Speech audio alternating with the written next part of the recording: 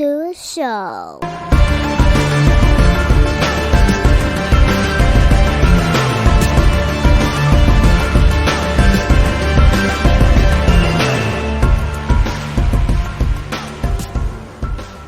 What's up, everybody? Welcome back to another episode of Off the Mats podcast. And this week on the podcast, I've been having a lot of times I have repeat guests because I like talking to them.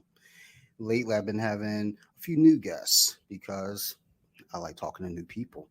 So this week on the podcast, I'm happy to welcome Brazilian Jiu Jitsu Brown Belt and co-owner of DC Fighters in Fight BJJ, Mr. Chad Myers. So, hey, Chad, how you doing, man?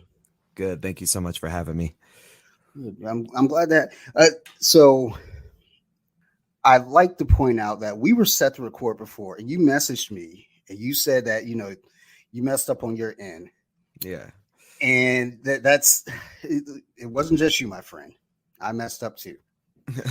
When you messaged me, I turned to my wife and I go, "Oh man." She was like, "Well," I was like, "I was supposed to record with this guy, and because I told you, I got a bunch lined up for today. Yeah. When I was supposed to record with you, I had a bunch lined up that day, and I got done with 2, and you were number 3, and I just, I was like, okay, cool, time to rest. And I saw the little alert days later. I was like, oh no, what did I do? So when you said, hey, I dropped the ball, no, my friend, I dropped the ball myself. So we both dropped the ball. It's okay, but here we are recording today, and I'm glad we got finally got it got here together. So as we were kind of chatting before we got recording, one of the questions I always ask is how long have you been training? And it sounds like we've been training around the same amount of time, about 8 years. But what I do like to ask is, 8 years or 8.5 years ago when you started training, what sparked that for you? What got you into it? So actually, I grew up wrestling. When I say grew up, since I was in 7th grade, I started wrestling. And then I took that all the way into a year of college. And then I didn't have the discipline in college to continue wrestling. So I ended up getting into MMA about a year after that. And if you want to know a funny story of what really sparked it, is there's this kid who was on my wrestling team who I could literally use him to wipe the mats and he couldn't stop me. And he kept saying, come do jujitsu, come do jujitsu.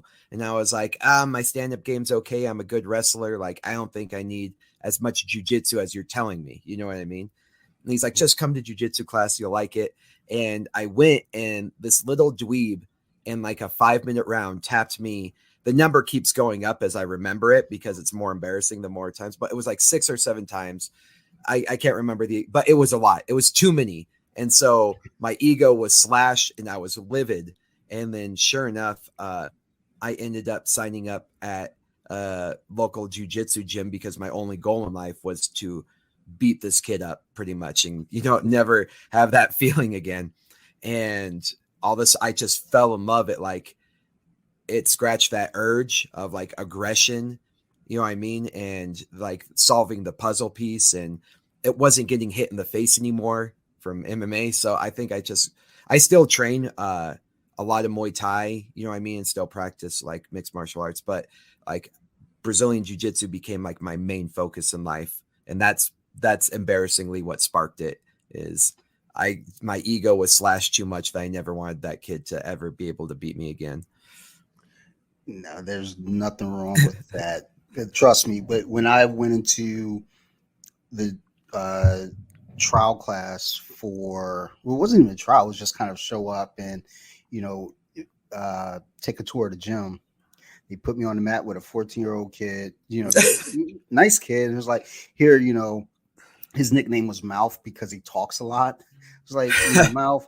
Take Dante over there and show him some of the basic stuff. And I'm thinking at the time I'm jacked. I lift all the weights. It's like there's no way this little kid's got anything for me. Nope, that little kid beat the piss out of me. And I only signed up with the intent of tracking this kid and getting him back. And nice kid. I love him to death. He's been a guest on the podcast. Just such a good kid. Anytime I would encounter him, outside of the gym, or if he just stops in, he was always, very friendly to me, very, very kind. And I remember he graduated and, he's heading off to college. So one of his last classes there, he's 18 now at this point. So I'm like, yes, I can legally beat you up. I mean, assault is still on the table if something goes awry, but it's not assault of a minor. And we ended up in 50-50 and just kind of stalemated. It was like, I'll take it. I'll take it. Right, exactly. I'll take it. These young bucks, dude. Yeah. Oh, they're learning jiu-jitsu on a whole different wavelength than what we came in on. So for real, it's crazy. The amount of internet exposure and explosion of jiu-jitsu just in my time starting has been incredible. And so they just get nonstop doses of jiu-jitsu online from other people. They have no idea how lucky they are, because for us, like, it wasn't that way. Like when we started, it was like, everyone was a crayonch, if they like went to a different gym, and it was all about just beating the crap out of the new guy. And if they stayed, they were worthy. And if they didn't stay, it's like, oh, I guess he wasn't worthy. And yeah.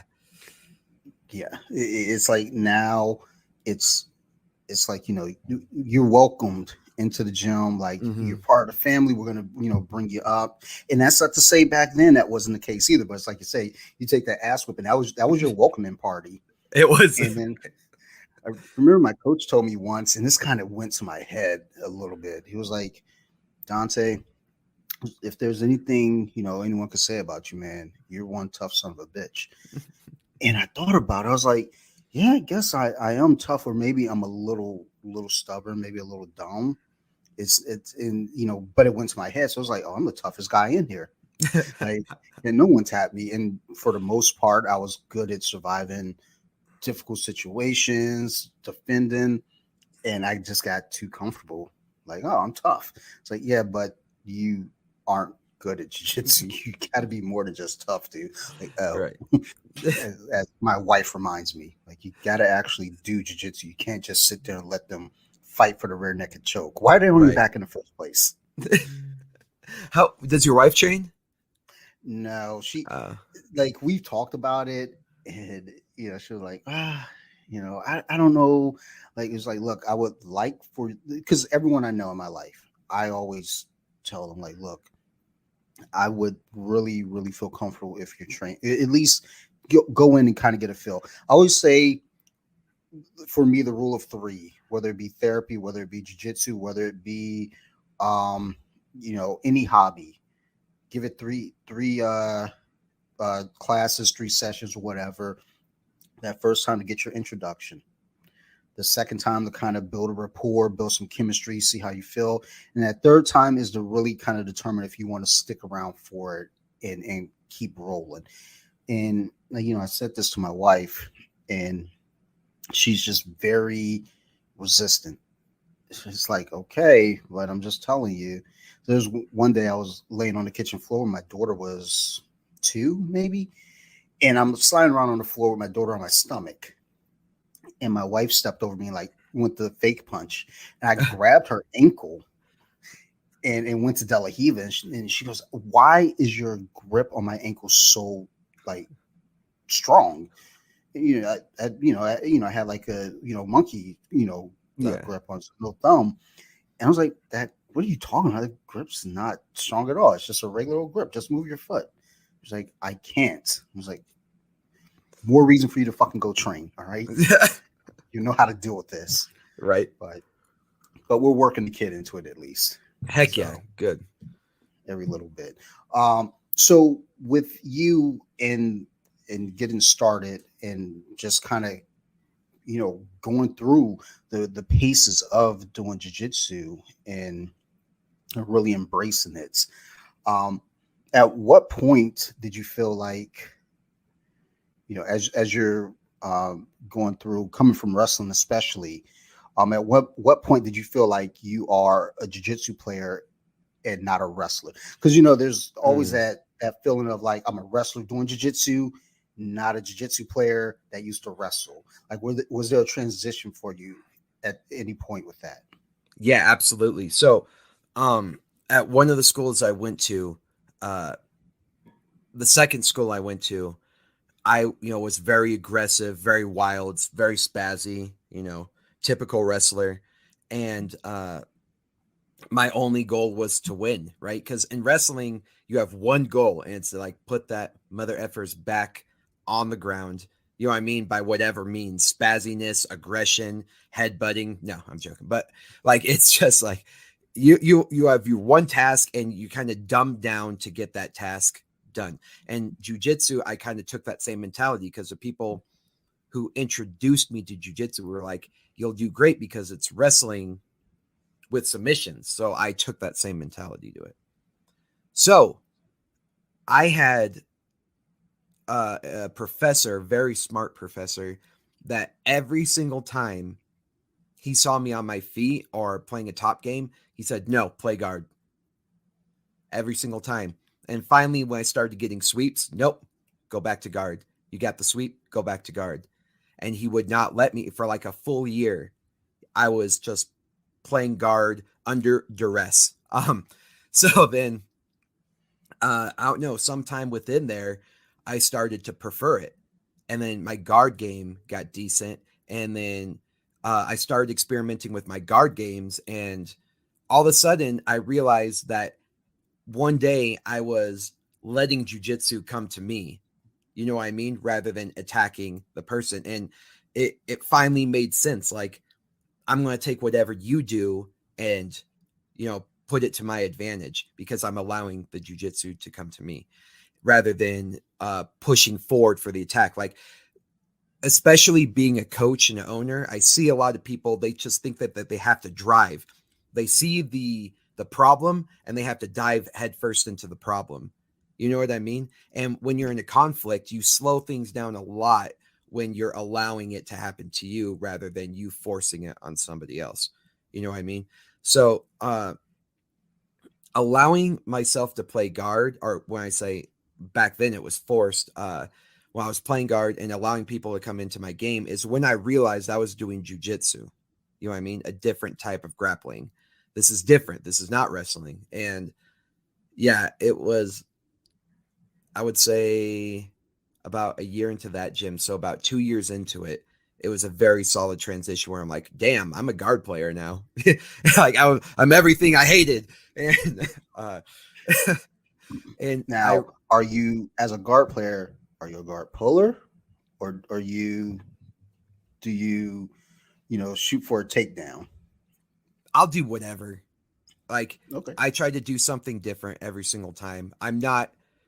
I really have no technique in terms of like, you have your guy, he's a smash passer. You have a guy who he's a leg locker. It's like, I feel like, I don't know, I like semi worship like Bruce Lee and other martial artists. And so the way I approach Brazilian Jiu-Jitsu is very much in a martial arts sense. So it's like, what's the goal of technique? It's to have no technique. It's like to be formless, to be water. So I'll pull guard as much as I'll do a takedown, as much as I'll go for a standing submission. Like, I just stay fluid with whatever I'm feeling and whatever the my opponent or training partner is giving me.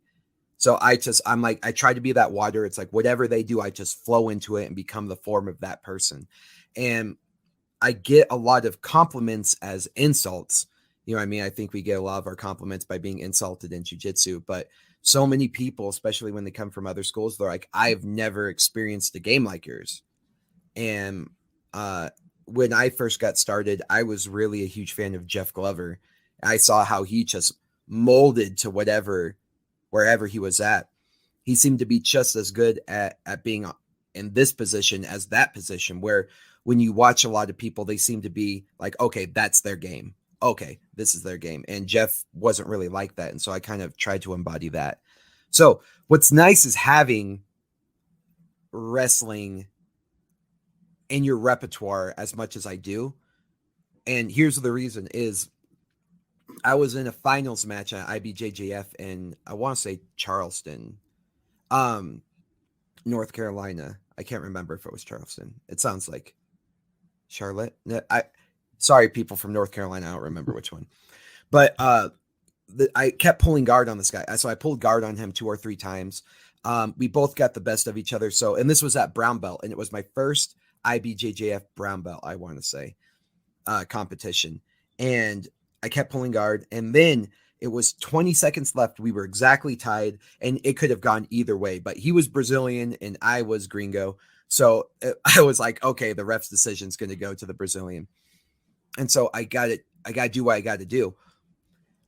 So he came approaching me heavily, you know what I mean, to show he was aggressive, and I took his ass down like a champ. Like I still have it on camera. I should probably post it, but it was like one of those ideal, perfect, you would show it in a seminar type takedowns. And I got my 2 points because he was not expecting it. He was like, this guy's a guard puller. I have to get to him before he pulls guard. And that was his mentality, not expecting I had like advanced level takedowns under my belt or in my repertoire. And so, yeah, it's good to be as versatile in both. And my approach to that match was to play guard, and I ended up changing my approach at the last minute to get the win. And it's nice to be able, like I said, the same exact thing. It's nice to be able to have that option to change things up, because if you only have one game and someone's shutting down your game, that's the worst place you could ever be. You know what I mean? It's the worst place to ever be, to not have an option to change things up when things aren't working. So was that long-winded? That answer your question? That was perfect. Hey man, like I told you, you take all the time you need to answer any questions. That's what we're here for. Good. So, but no, I absolutely agree with that and love it, because I've been guilty of being one-dimensional at some points, where it's like I have a plan and I'm sticking to that plan and I'm going with this plan. As soon as you shut down that plan, I'm like, well, shit. I didn't really plan for anything else, because the plan was supposed to work. So it's definitely the best approach. I remember people all the time, like, what's your game plan? And, you're getting ready for a competition. And like, what's your game plan? My game plan's this, and they're just drilling the same thing over and over and over. And I always thought that was what you were supposed to do. And as I got better at competing, I started winning. I noticed the more like relaxed and being like, whatever happens, happens, ended up being my approach. And I think that might add to the maybe I'm wrong in saying this, but the idea of like, if your game plan to go into competition is this one thing and that's all you're doing, I think that's one-dimensional.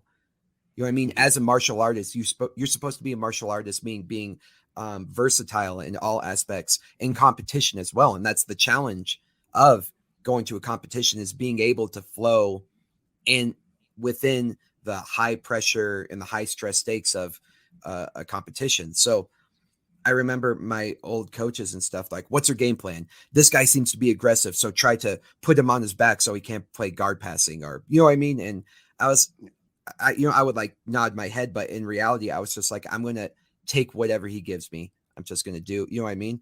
If he seems to be a good wrestler and I don't want to take the risk, I might pull guard. You know what I mean? If I can tell he's not doing very well on his feet, I might take him down. If I see he's just opening up something for me, then I might take it. I just feel it. And I love that feeling of feeling it and capitalizing on something that he just gave to me. I love making people give me things rather than taking it from them. Well, absolutely. Like, I'm currently in that transitional period in my mind when we're sparring, and we start on the feet. I still post memes about guard pulling and everything, and make all the jokes. But guess what? If it's there, I'm taking it, because look, I was sparring with a teammate the other day. He was a big fella, and he's got a grip in it. The way that he gripped me, I was like, oh, this dude, he knows some judo. Mm-hmm. And yeah, I start seeing him working. And I was like, nope, nope, nope, nope, nope. We are not doing this.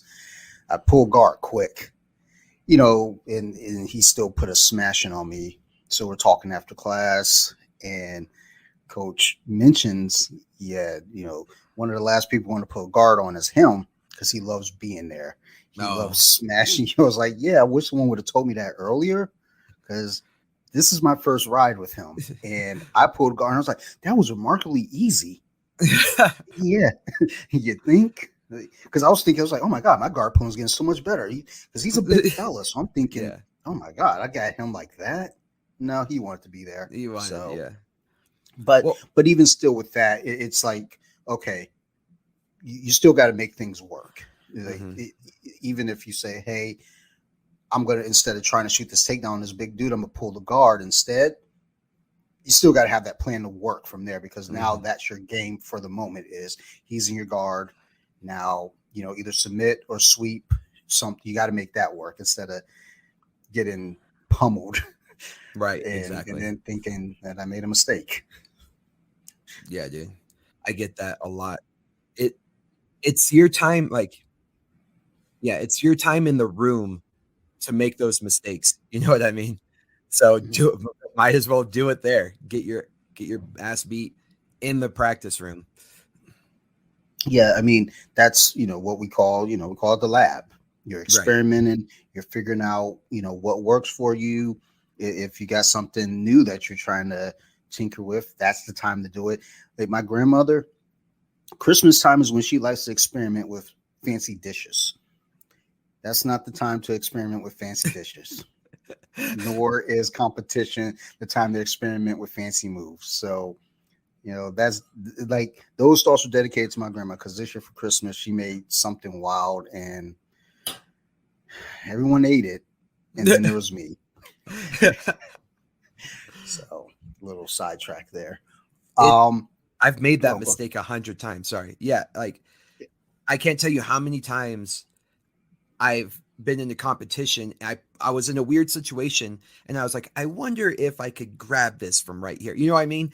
And sure enough, they sat back on a straight ankle or something and like got the finish or almost finished me. And I was like, damn it. Like I can't be experimenting right now. Like go with, you know what I mean? Go with what you know. That's experimenting is for the room and lose as much as you can in the room. And there's this one guy, I was actually on his podcast, but he's like, I get frustrated when I lose. I was like, why?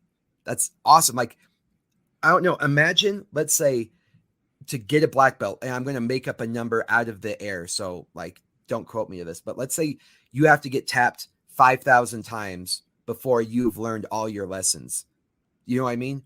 And what I mean, all your lessons is like enough to be like a proficient grappler or whatever. It's like, cool. Sure. You just got like 3 more out of the way in that roll. You know what I mean? Like that's Yeah, you're getting them out of the way. You're making all the mistakes now, and that's what you want. Like if you're not getting tapped, you're not learning. Period. exactly. And the old saying, in jiu-jitsu we don't lose, we learn. And you get some people, they'll have the super hard pressed idea like, no, you don't lose. Losing is losing, da da da. It's like, well, no, it's true though. If you know, I go to sit back and then they hit me with a straight ankle lock. I just lost, but I also just learned. Don't do that. Yeah. That's clearly not the answer. I need another option, and that's where you play with those options. But you absolutely have to embrace losing. I remember being in high school playing football, backyard football with a friend, and we lost. And I remember he's screaming like, I fucking hate losing. We're like, well, yeah, none of us like it either, but we also realize too why that other team beat us. Well, you know, they're faster, so we got to take that speed away from them. And usually we see each other every weekend, play the same exact game every Sunday afternoon. And that's what we kind of embracing that idea. It was like, okay, we know they're faster than us. Take the speed away. How do you take their speed away? Now you got to experiment with things, bump them off the line, force them to the inside. to run into a safety, all these different options. And that you only get that through losing. If you're winning all the time, you're just going to think, oh, this always works. And Right. it probably does. But what's going to happen when you run into someone that stops that thing that always works? You haven't lost with it now to understand how to, grow from that. So Well, you got to be exactly. good And losers. you not only that, but you got to let the pain of losing sit with you, because that's what's going Yeah. to settle in your brain for the long term. Like, I've never made the same mistake in a competition twice. Never.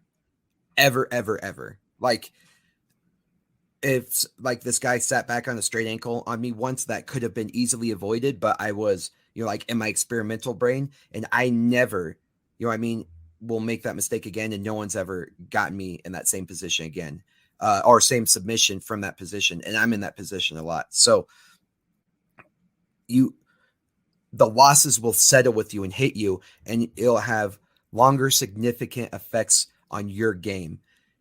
So, like, take the losses, like, feel them. It's okay to feel, like, but transfer that energy for your future. You know what I mean? Be like irritated that it happened or whatever, like take the pain, but like push that pain into something that's going to benefit you for the rest of your jiu-jitsu career. And I think that's what being a martial artist is, right? Yep. Yep. Like You learn from it. yeah, like a win's not going to sit with you the same way a loss is going to sit with you. And if you ignore the lessons from those losses, and that's actually, I got really excited because I said that to a couple of my competitors. And then like a week later, I saw an old rerun from Kobe Bryant.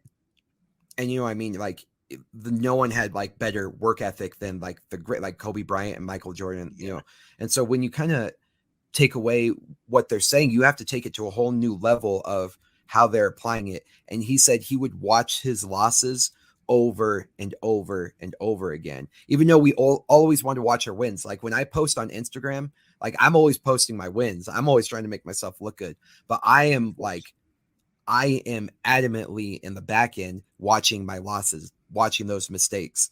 You know what I mean? And I've seen people and they do not watch their losses, most of them. You know what I mean? They watch their wins because it makes them feel good. Of course. And there's an important thing though about losing though too, because like you said, you got to take that loss, that feeling that you get from losing sucks. You don't want to feel that again. So how do you not feel that again? You get better, you improve upon it. Exactly. So, it's all a process, and it's all something that comes together, but it's not something that just comes together overnight. That's the important thing about Brazilian Jiu-Jitsu. It's such a delayed gratification. And it's not only a delayed gratification, it's a painful journey. When you lose, you're not just losing like in a chess game. You know what I mean? You are like getting beat up. You're getting injuries. You're getting choked. You know what I mean? You're getting armbarred. You're getting your legs tweaked. And that's a painful journey. And it's like every time you lose aggressively. You lose in a thing that could have been life or death if it were the streets, And you do that for years and years and years. And the black belt isn't something they give. It's not like Taekwondo where you like take a written test and they give you a black belt when you're 14. It's not that way. And I appreciate everybody who's in this journey because they are not, they're not in it for the black belt because they would have not made it along. You know what I mean? Like, they're not going to make it if they're in for the black belt. You got to love the walk. That was something I thought about last week when I was thinking about just belt rank. And I was like, well, where I am right now, I'm a blue belt. And I've been a blue belt for a minute. And I start thinking about it. It's like, well, am I in this for the belt itself, or am I in this for the journey? Like, what am I doing this for? Right. And, we all have our various reasons for training jiu-jitsu, training any kind of martial art for that matter. And then, we start to really think about it. It's like, well, if you're in it for the belt, that's a silly thing, just for the belt itself. because getting a black belt in Brazilian Jiu-Jitsu takes, it could take some time. I mean, hell, getting your blue belt can take some time, to be honest, or purple or brown or any of the belts for that matter. I think the belts are just, nice little markers along the way of your journey. But what's the important thing is, as you're learning this art, how you're never going to be complete, because you're always going to be learning. This game is evolving so much, but as you get to certain parts, there's got to be kind of this comfort in yourself in knowing, okay, I have this knowledge now in my pocket. And it doesn't have to do anything with the belt. The belt is a constellation of this knowledge. Right. Like, versus if, like, I can go on Amazon right now and buy a black belt. It's $25. Just because I have a black belt on, though, doesn't mean I have black belt knowledge. I asked my coach, because my blue belt was getting worn, and I packed on some pounds. I was like, oh man, I can't tie this belt. I was like, Coach, is it all right if I buy another blue belt? I don't, I'm just not, I'm not sure. I feel weird about it. It was like, yeah, dude, go up to the front counter, you get a belt up there. Like, we got some belts. It was like, it's only weird if you buy the next rank. Yeah. Like, if you show up with a purple belt on, we've got a problem. I was like, yeah, you're right. That is super weird. But I mean, that's just the thing. It's like with your knowledge as you're moving along, the belts are just the consolation to the knowledge. And I've never encountered anybody who's been like, well, I'm a purple belt, so I know more than you, or I'm this stripe blue belt, I'm better at this, or I've encountered, sadly, on Instagram, I've encountered a couple black belts that have been kind of shitty. But then you start to wonder, it's like, are they really a black belt though? I don't know. It's Instagram, but it's a wild ride all the same. It is. What's nice about it is it's objective. If you put a black belt around your waist and you walk into my school, everybody will know within your first couple rounds, like, are you a legitimate qualified black belt? You know what I mean? And that's not anything you can get in most other martial arts. You can BS your way through a lot. You cannot BS your way through Brazilian Jiu-Jitsu. You cannot BS your way through wrestling. You know what I mean? Like, there's certain things that you just can't BS your way through. And I think that's perfect. And I think that's what we need, especially as men, is like, we need that established hierarchy. It's like we all snipped at each other's necks. You know what I mean? A bunch of betas like fighting for the food while the alpha sits there and stuff. But it's like, we all know where we sit in the hierarchy. And what's hilarious is, like, the people who are exactly at your level are the people you feel the most challenged by.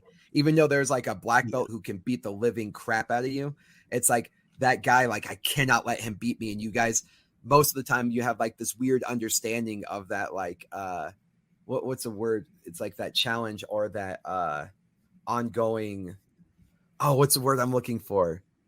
It'll come to me later. But like, you guys have that ongoing battle, and it's like, you don't look each other quite in the eye all the time, because it's like, I'm coming for you later, and he's coming for you. And those are the roles like you would dread the most in the gym.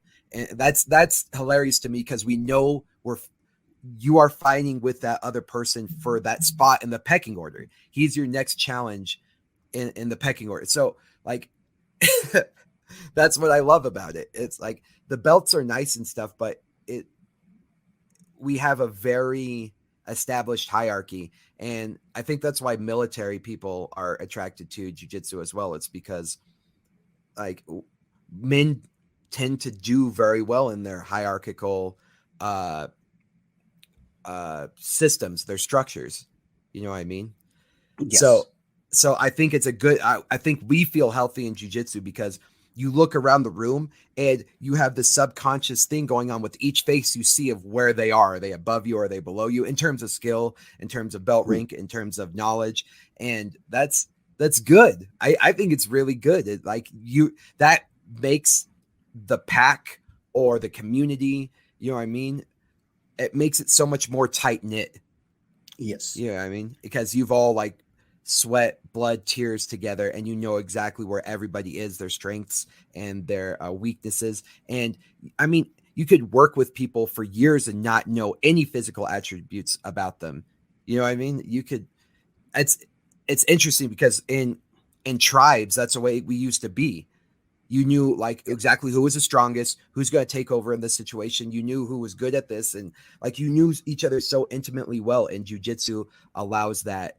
I finally like for you to be in a community like that. I feel like itch that little like tribal instincts that we might have. I think it's cool. Rivalry, that's the word. You have a rivalry with that blue belt. You know what I mean? So when you brought that point up, I thought about it. So it's like I can look at purple belts and brown belts, black belts in the class, and I'm not stressed.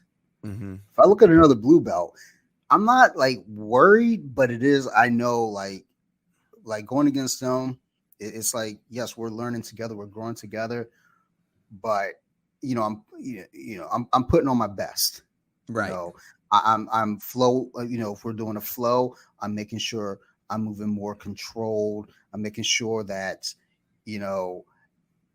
I'm showing I'm the dominant one with the dominant understanding here. It's like if I'm going with a purple belt, it's like, okay, I'm your dance partner.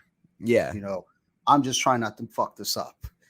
But like with another blue belt, it's like, all right, I'll take the lead. And I'm sure they're thinking the same thing.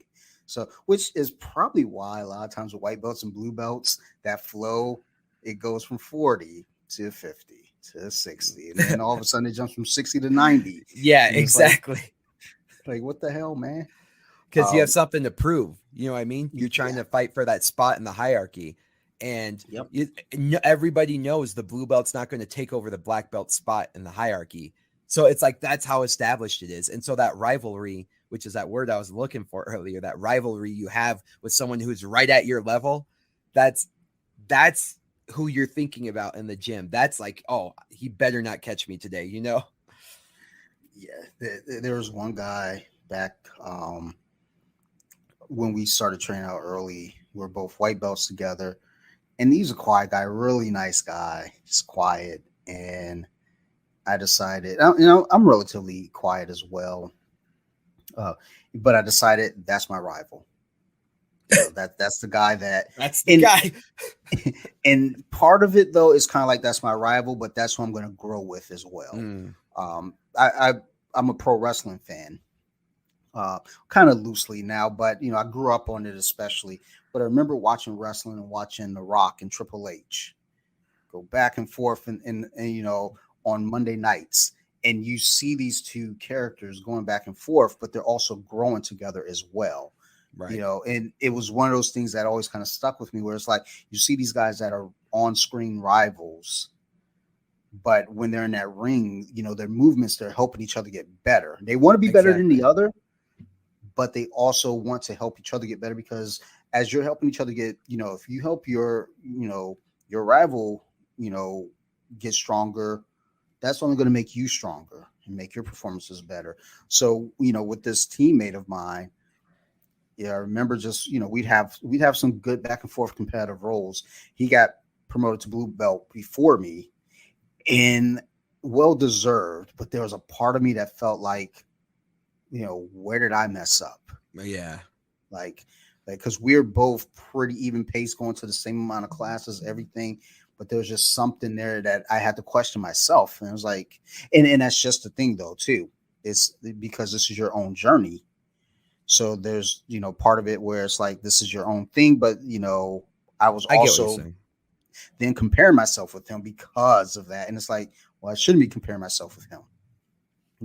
I should only be comparing myself with myself. And then shortly thereafter, I got promoted and, then the rivalry renewed. Because like when he was at blue belt, and I was like, as a white belt, I was like, there wasn't this thing of like, I'm going to tap him to show that I deserve to be a blue belt. It was like, he's here. And even he was modest about it. He's like, he wasn't like, well, I'm a blue belt, let me teach you. No, we still roll together. Yeah. There's still a good chemistry. Dude, it's exactly because you know exactly, like, if you know exactly who's the brand new white belt compared to the white belt who's pretty much a blue belt. And Mhm. like everybody in the gym understands that the brand new blue belt's not going to be like, I'm a blue belt now, let me teach you. You know what I mean? Because like it's all right there. We're all right there. And that's what you just made a really good point that I've always wanted to elaborate on is like we all make each other better. Your rival makes you better. And like let's say you're working on a move and you're getting good on a move on your rival, you know what I mean? And let's say I'm going for a triangle and let's say he starts defending the triangle where you're not getting it anymore, right? What people I think need to understand, at least from my perspective, is people are like, okay, the triangle's not working on anymore. I need to go for a different move. And that's a huge mistake.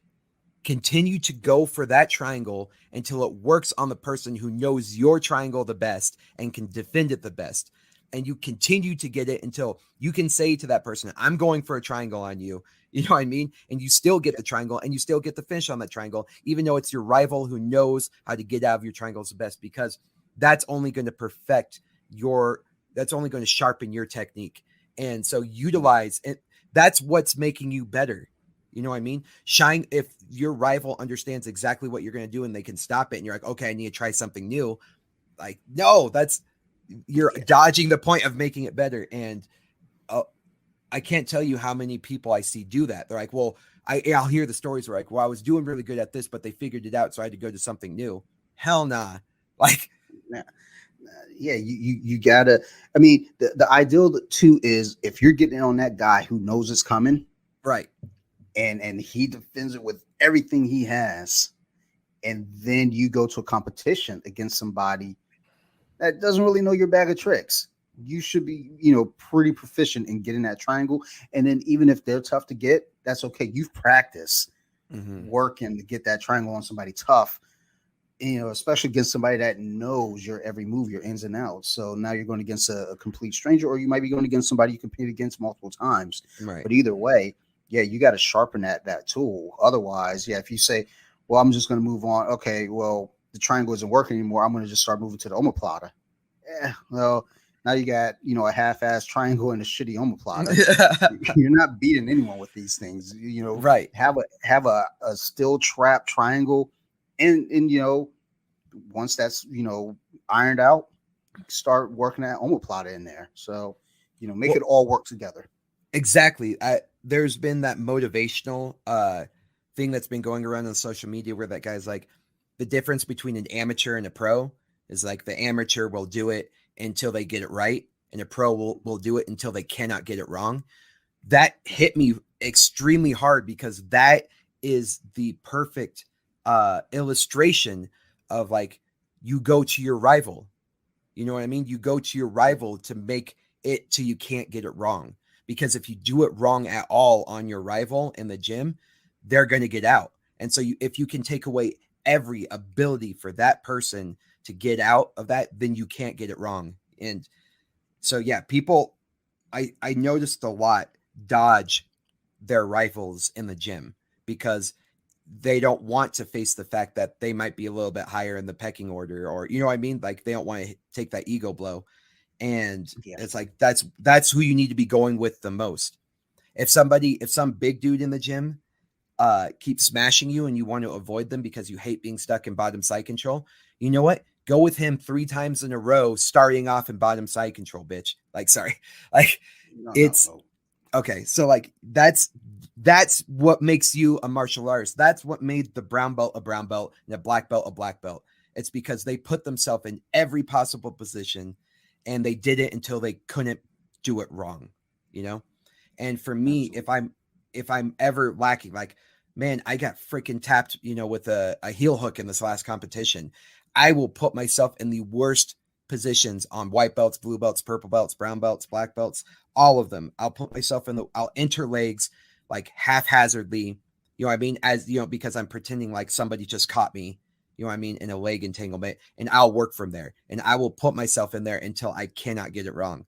And that it's hard to face that, you know what I mean? It's hard to hit those ego blows.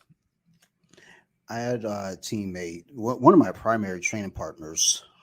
So I wear a colostomy bag, um, and this one training partner I had, she was very well aware of it, and you know, I'm more open about it now, but I still don't talk a lot about it because I don't want people to think, oh, I can't roll with you this way because of that. Mm-hmm. Like I told the guy I was rolling with the other day, he was like, we're doing guard passing and then going to knee on belly. I was like, hey, could you just be a little careful on my left side? And you could see as we were rolling, he was a little, moving a little gingerly. And I'm like, hey man, like don't I'm not fragile. And then he proceeded to beat my ass. So maybe I should have let him be gentle. But my one training partner I trained with most frequently, at least I should say. Um, one thing that became frustrating for me with training with her as a female was like, okay, I'm not trying to muscle through these things. So with her, I was forced to, really kind of focus on technique. And that became a kind of a big thing for me as we had more and more reps. It became more and more about, all right, can I out technique her? Because I already know I'm stronger than her. Right. Like if I want to, and I would always get a Kimura, at least get the grip for the Kimura on her, but I would never like actually, crank the Kimura. But, there are certain things I realize, okay, just these little details, foot placement, when it comes to, the knee cuts, hand placement, things like that, picking up those little details, and learning. And at times I would consider her my rival as well in that respect, because it's like, okay, she's so much more technical than me. I need to get to that level. Then there, and then, kind of going back to the big guy that smashes you down in side control, even thinking about that, it's like, yeah, you got to have those rounds with those guys too, because even when you think about jiu-jitsu, I mean, jiu-jitsu, is for the little guy, to be able to kind of defend himself against the bigger guy. So you get that big dude in there that's, tipping the scales at about 250, 260, and he's got a little bit of skill with him too. This isn't just a big dude in there just laying on people. You want to have these situations where you got to challenge yourself, because let's say you're out in a real world situation, you get into some kind of a scuffle, and somehow you get underneath a big dude. You can't just be like, oh man, I didn't train this last week, I'm just gonna lay here and let the dude beat the shit out of me and take my wallet. Like, no, get out of there. And not even like get back to guard. No, you're in a street fight, Yeah. I don't want to be in guard. like let me just get from under this dude and get out. But still, Exactly. You want to have these reps in the training room where like you said, you don't want to do it until you get it right. Do it until you can't get it wrong. And I mean, just to speak exactly to that, I'm 145 when I compete. I'll compete up to like 150. You know what I mean? But I do absolute every time. And usually I'm always the smallest guy in the absolute. When I'm in the bullpen or whatever, I'm with giants and they're always like, are you lost? So I'm always doing it. And I've had a ton of success doing that. One of my last it was a few competitions ago.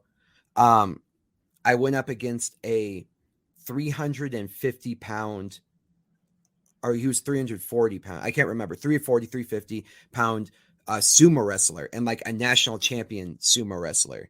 So this dude was 200 pounds heavier than me, not twice my size, bigger than twice my size. You know what I mean? 200 pounds heavier than me is, and I weighed, at that competition, I weighed in at 145. And I was going back and forth between my bracket and absolute. So I was going back and forth with no rest. I went up against this dude twice. And the first match my goal was survival. Like, okay, can I survive against this guy? He wasn't able to get any position on me. I played guard. Nothing really happened, which made me happy because like I didn't let this dude smash me. And then I kept my guard the whole time, threw up a couple submission attempts. He threw a couple submission attempts, and that was that. I lost by ref decision, which was fair because he was being more aggressive.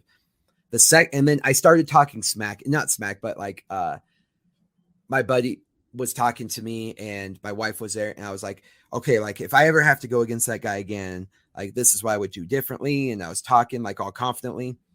And sure enough, for our finals match, it was him and I again. And so I was like, crap, I got to put all that stuff I was talking. And I ended up winning by a pretty large margin of points. I almost choked him a couple times, but he was able to get out of it. But I won. I was able to get out from under him. I was able to take his back. I was able to like go for guillotines and use that to get to the back. You know what I mean? And do those things I was talking about. And I was so happy to be able to show the world and my students, because I always post matches against me in the absolute bracket. So me against brown belts who are like much, much bigger than me. You know what I mean? And IBJJF has this perfect way of putting the featherweight with the ultra heavy as a first match every time. So but this was one of those times where I was like, I'm going against somebody who is so significantly larger than me that it's like, can the little guy win against somebody, not only just a big guy, but I want to say he's a blue or purple belt, absolute division. And he is a nationally accredited sumo wrestler. So he knows how to move this 340-pound body or 350-pound body. You know what I mean? And I got to show my students in the world, like, you can be successful if you stick to your technique. You know what I mean? If you get those reps in, like, you can be successful facing anybody, any size. You know what I mean? If I'm not the proof, then what is? And that's when I can convince people in my gym, get the reps with the big guys. You know what I mean? You have a blue belt, asshole. Like, that means you should be able to handle any big spazzy white belt. You know what I mean? That's true. Stop complaining. Like, I would not have given you a blue belt if you were going to complain about the big spazzy white belt. Who do you think is going to be out in the street? It's going to be a spazzy white belt.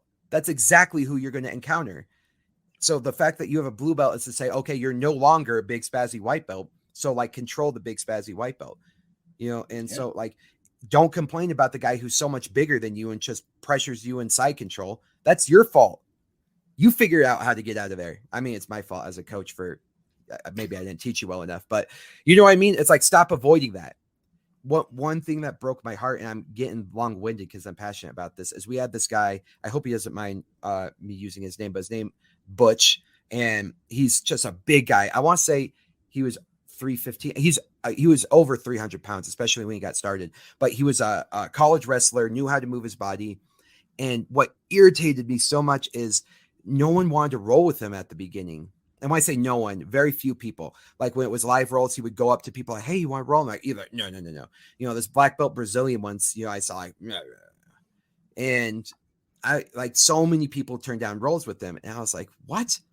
This is your opportunity to get the big guy. You know what I mean? If you can learn how to beat the big guy who's a wrestler, like, who are you going to fear in the street? So anyway, I would go with him every time I got a chance, and we would have fantastic rolls. But like, and I would be mean about it too. You know what I mean? Like, as someone's asking him to roll and they deny a roll with him, I would scream. I'd be like, hey man, like, I'll roll with you. I ain't scared. You know what I mean? Well, yeah, I mean, that's the thing too. It's like, when you have someone like that in the gym, like, that's a perfect opportunity to learn. Right. Like, because again, you're in a safe space. You know, you're not in an environment where, you know, you go at this guy, you know, there could be the accidental, injury, minor injury, but it's like, it's not, again, like it's in the street or in a, competition where you're in absolute and you're going against someone who's going all out. I mean, and then also, thinking about that dude on the other side of it too, is like, everybody's, declining his roles. It's like, he's trying to work too. Yeah. Like, we're all here to learn together. So there's no sense in denying, this dude the opportunity to learn, just like everybody else wants to learn. Yeah, I'm in the same page. It irritated the hell out of me. And so, like, you're not better than anybody else in terms of, like, who you get to say yes and no to. Like, I understand, like, if you're a girl and you want to deny, like, I, at my gym, allow you to turn down roles with anybody at any time. However, like in that scenario, like the fact that you would turn down that role because you're scared of getting put into side control, or you're scared, you're scared of getting mounted by the big guy, or I mean, the ego steps in. Like, no, Yeah. like you're in the room to kill the ego. Mm-hmm. That's what you're there for. And in fact, if you ever get that feeling, like I implore you, if you're ever in that feeling where I hope the big guy doesn't get me because I'm scared of side control, I implore you to say, okay, I'm going to kill the inner bitch. I'm going to go with that guy 2 rounds in a row. And every time we reset, it's in side control. Just get it out of the way. Get it out of your mind that that's a bad place to be. Well, also with that too, it's like, you know, if your fear is the big guy getting you in side control, then don't let him get you in side control. You do everything you can to stay out of side control. You don't want him to mount you. You work, you hustle. Mm-hmm. You know, it's like, you know, and again, if that's something you're struggling on, here's your opportunity. You know, get to work. So we're learning. Right, exactly. It's I'm passionate about that because if you and maybe it's because like I want to be the absolute best at jiu-jitsu that I can be.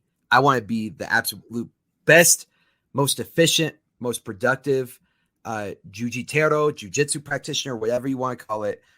I want to be that person. And so maybe I take it too intensely because other people are like, hey, I'm a casual. You know what I mean? And I'm, I got to go to work tomorrow. I can't be getting hurt, this, that, and the other thing. So I kind of get that mindset. But at the same time, don't tell me you want to be the best. If you're telling me that you want to be the best, then you got to do that kind of crap. Ooh. And I think there's a line to that though too, because it's like you can say, "Hey, I'm a casual," because I'm the first to admit. I always say, "Look, man, I'm a hobbyist." Mm-hmm. But the thing is too, I'm still going there, and I know what time it is. Yeah. I'm not going onto the mat and saying I'm a hobbyist. Don't put me in any arm bars today. Like, fuck no. I mean, I signed up. Like, if I'm rolling with somebody and they, accidentally, hit me with an elbow to the eye. And they apologize, and I appreciate the apology, but I was like, dude, I signed a waiver. I know what time it is. It's cool. You keep going. Yeah. It's like, when you get in there, if you sign up for jiu-jitsu and you're pussyfooting around and you're just being a chump, it's like, then why are you here? Why are you, right. Why are you showing up, wasting your coach's time, wasting your teammates' time? And it's like, it's just like, if you're going to do it with passion. Right. Even being a hobbyist, there's still some passion in me about jiu-jitsu. I mean, if I didn't have the passion for it, I wouldn't have you on here as a grappler. I'd be, I have, various guests on the podcast from different walks of life, but I like talking to grapplers. It's a learning opportunity for me. It motivates me. It sparks me. It's like, God damn, I want to get out there right now. Like, right. man, hold on, I gotta go. I call up to my wife, Sarah, get down here. Like, I got the mats, but that's the thing. There is, passion in this game that, as you're doing this, if you're just coming out here like, if I get tapped, I get tapped. It's like, then like, you don't care. Then what are you doing, dude? Like, even if I'm in a bad spot, someone gets my back. Yeah. Again, yeah. Hobbyist quotes over here, but I'm not about to let you fucking choke me. Right. Like, I'm fighting. It's like I'm putting in the work. It's like, as a matter of fact, yeah, I'm trying to keep you from choking me while I'm also trying to, get you off my back. So, I mean, that's just the whole thing. You got to do it with love. You got to do it with passion. You got to do it like it means something to you. Otherwise, what the fuck are you doing? Go, play tic-tac-toe then. That's a challenging game too. And it's less painful. Exactly. I'm in the same boat. You signed up for something that needs to be challenging. Yeah. Right. And I get that it's challenging enough, but like just being in there. But if you're in there to challenge yourself, like, yeah, if there's a big new spazzy white belt, like, okay, I'm a blue belt. I need to be able to control this. I remember the day where it happened where I realized, like, whoever walks in that door, I don't care how spazzy or strong they are, like, I'm going to be okay. And that power that you have, like that control, that confidence, that is what we're trying to give you as a coach, as a professor in the martial arts community. Why are you scared of that person? You know what I mean? Like, that should be the person you're like, yes, I know exactly what to do because this is going to be everybody in the streets. This is what I've been planning for. Yeah. I mean, those, spazzy white belts that come in, whether they're brand new or whether they're 6 months deep, whatever the count is, I mean, again, a big part of them being spazzy is they're still learning. So take advantage of it, like help them learn, but also get your reps in, because exactly. those are going to be some of the hardest roles you're going to have because they're spazzy. It's like you can't really predict what they're going to do because, they're spazzy. You don't know where they're going. I mean, I was there once. I remember thinking I came in, off the street. I'm a football player, thinking like, yeah, can't nobody stop me. I'll run through all these dudes, guillotine left and right. Just I was like, okay, and as a self-proclaimed spaz back in the day, I was probably the easiest dude to choke because I just kept running in head first, getting choked. Right. But they understood, they knew where I was coming from. Then once I figured out not to do that, it was kind of hard to predict because my body was all over the place. But I learned from my team, okay, there's a right and a wrong to certain things on the mat, but also like here's what we call technique. If you trust the process, you're going to get better. And it's just, again, we're all learning. Let's do this all together. Exactly. Yeah. If you're going to join this team, like you're going to be part of the community.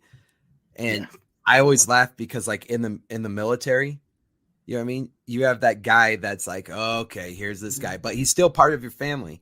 You know what I mean? Like if somebody from like another platoon's talking shit to your guy, you're like, hey, get out of here. Like that's our guy. That's our weirdo. And like in jiu-jitsu, it's the same exact way. It's like that spazzy white belt is like part of your family now. You know what I mean? Like honestly, you want him to become as best as he could be, not only to make you better, but to represent your gym better when you're out and you're competing and things like that. Yeah, you want like, okay, that's your job now. You know what I mean? Okay, you're not a spazzy white belt anymore. Help the guy who is. You just came from being a spazzy white belt, so help him out.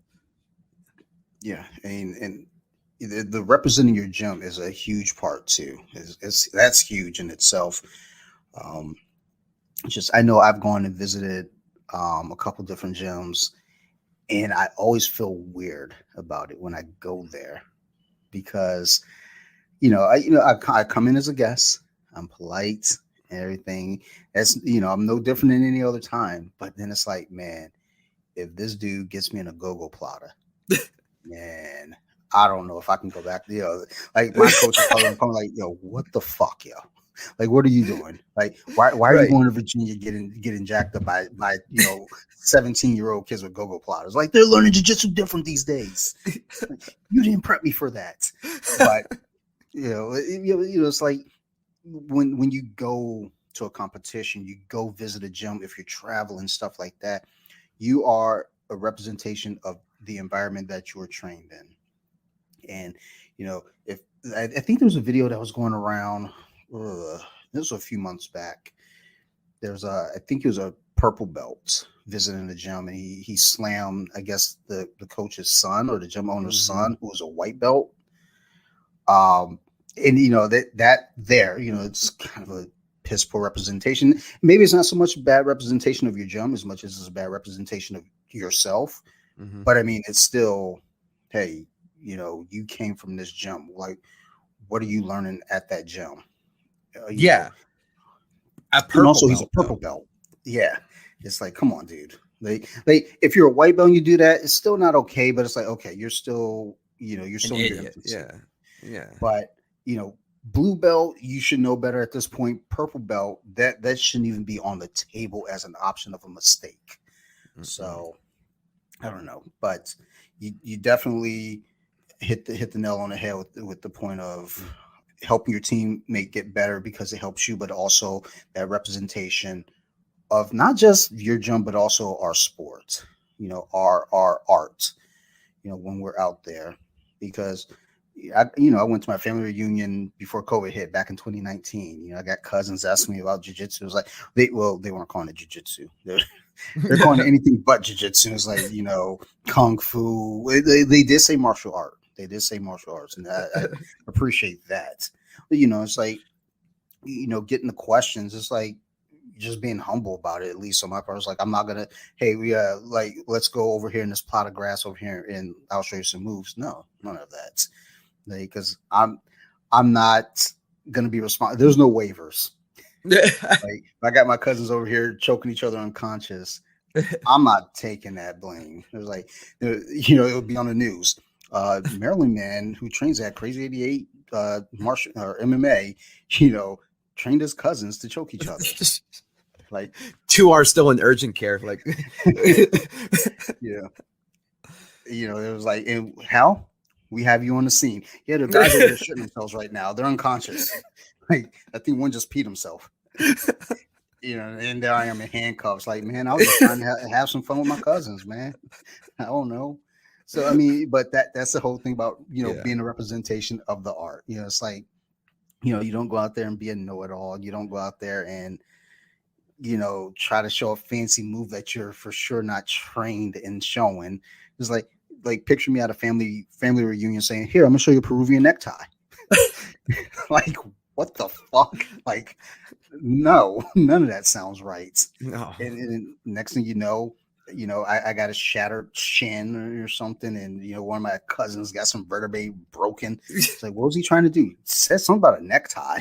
It's Peruvians. Like the Peruvians, neckties, is fucking weird. Just lock them up.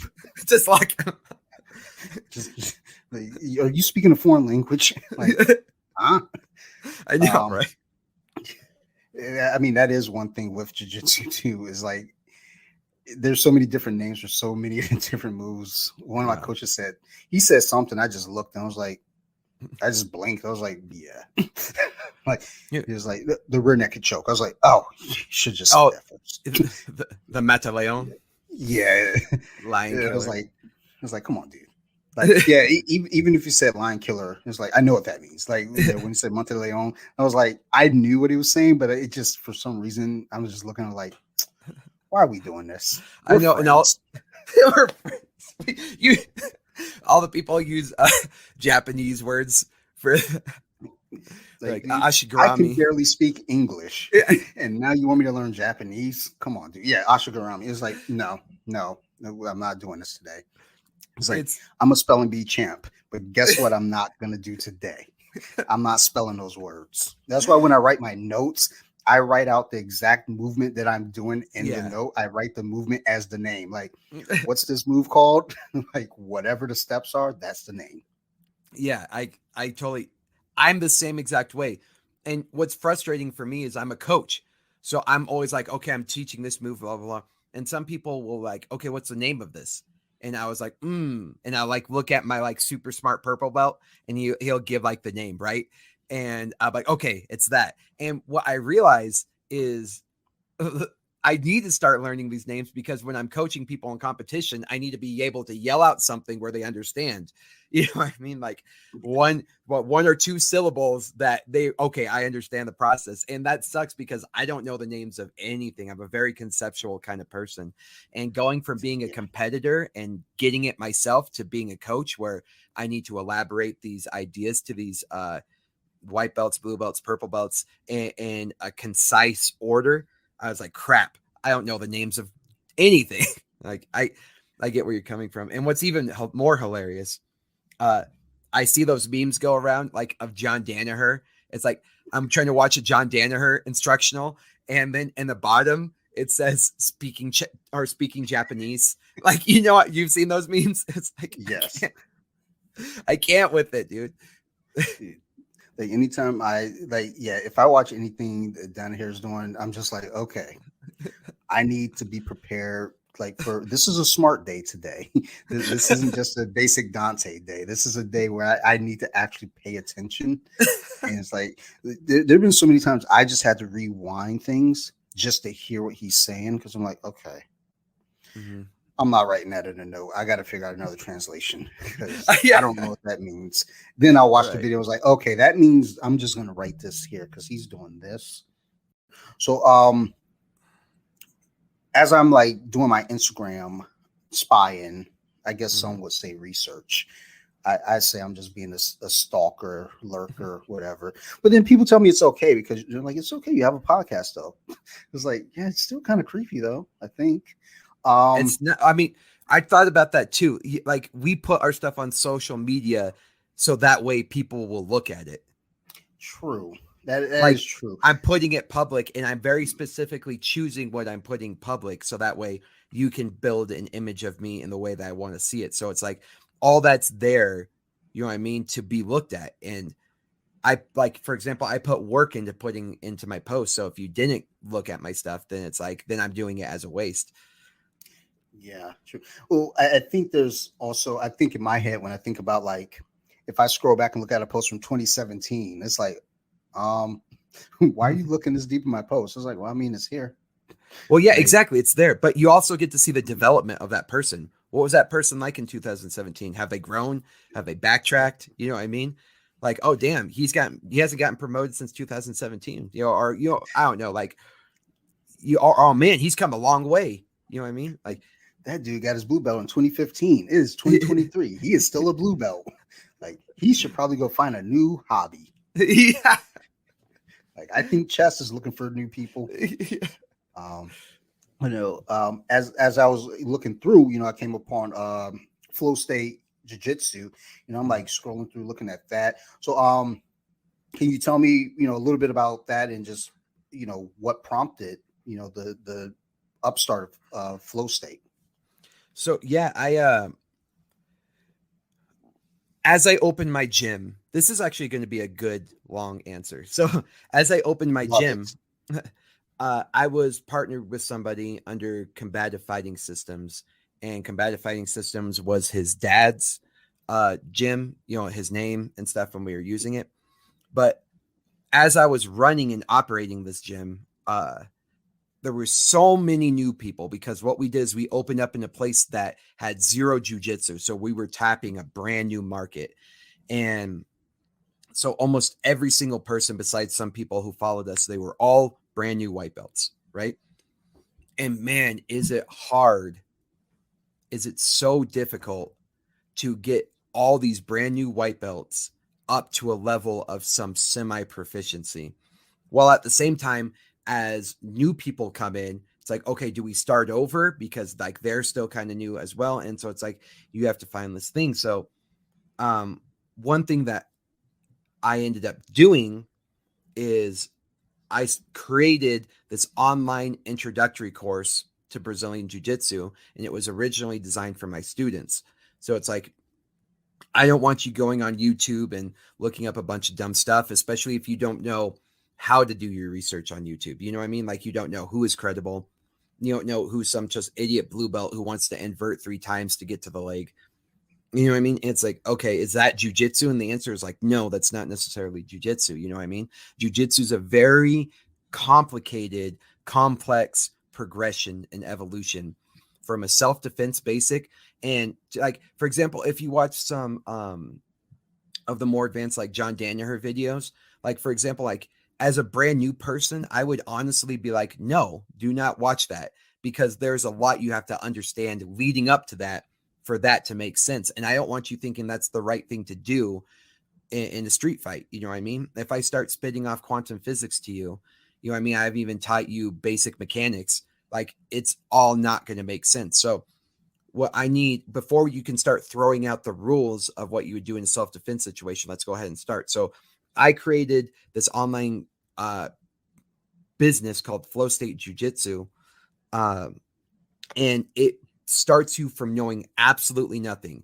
Okay, why are we grappling in the first place? If someone cracks you over the head with a beer bottle and you end up on the ground, like it teaches you how to be proficient in every situation. So it takes you from knowing absolutely nothing about Brazilian Jiu-Jitsu, about grappling, about martial arts, and builds you up to get you to being semi-proficient in each position, meaning like you have a transition a submission, an escape from every position, every major position that you might find yourself in. And then that slowly leaks into the sport side of it. And I tell everybody that there are 3 jujitsus in the world. And that's very, very important to tell people, because there is a self-defense jujitsu, and then there is a martial art jujitsu, and then there's a competition jujitsu. And those are very important to understand the purpose for all 3 of those. And the way we get better and out sport jujitsu is what I refer to as martial arts jujitsu, is that's where we build. That's where we put ourselves in every possible position. And people are like, well, that's not, that might not apply in real life. And the answer is like, yeah, mats don't apply in real life either. You know what I mean? Like, kimonos don't apply in real life. Fucking spats don't apply in real life. Like, what we're doing is we're elongating our career and allowing ourselves to explore this thing we call grappling. And so it's like pure mathematics compared to applied mathematics, right? And theoretical physics compared to applied physics. And what we need to do is we need to be the absolute best that we can as a martial artist. As a competitor, we need to be as good as we can at the game. You know what I mean? At the rule set.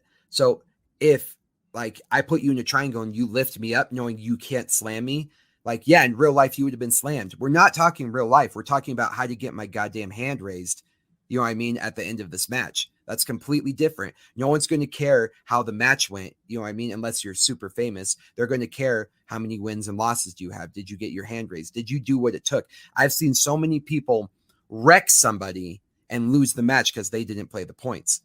You know what I mean? And then in real life, of course, I wouldn't invert under your leg 99% of the time, you know what I mean, to do this. But at the same time, what if I end up in a weird position on the street and I now have a tool for every single position I'm in? So what this is saying, and this is a long-winded answer to say, is like why we go from self-defense. We start you off with self-defense to understand how it bridges the gap into sport jiu-jitsu, which is the martial arts jiu-jitsu and the competition jiu-jitsu, and why we make being a martial artist your grand aspect of your martial arts journey. So that way, when you do go get in a fight in the streets, you will have all the tools necessary.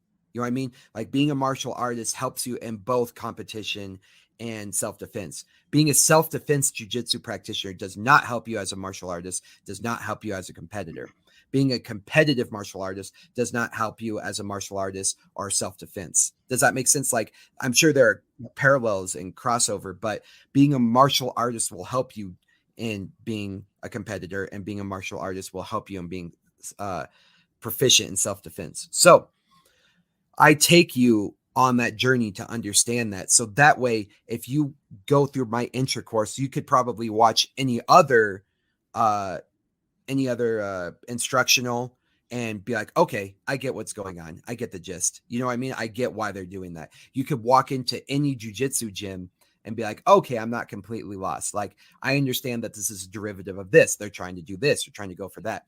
Rather than walking into Japan and not speaking the language whatsoever and everyone speaking Japanese, you're like, okay, I'm completely lost. You know what I mean? Like, this is over my head.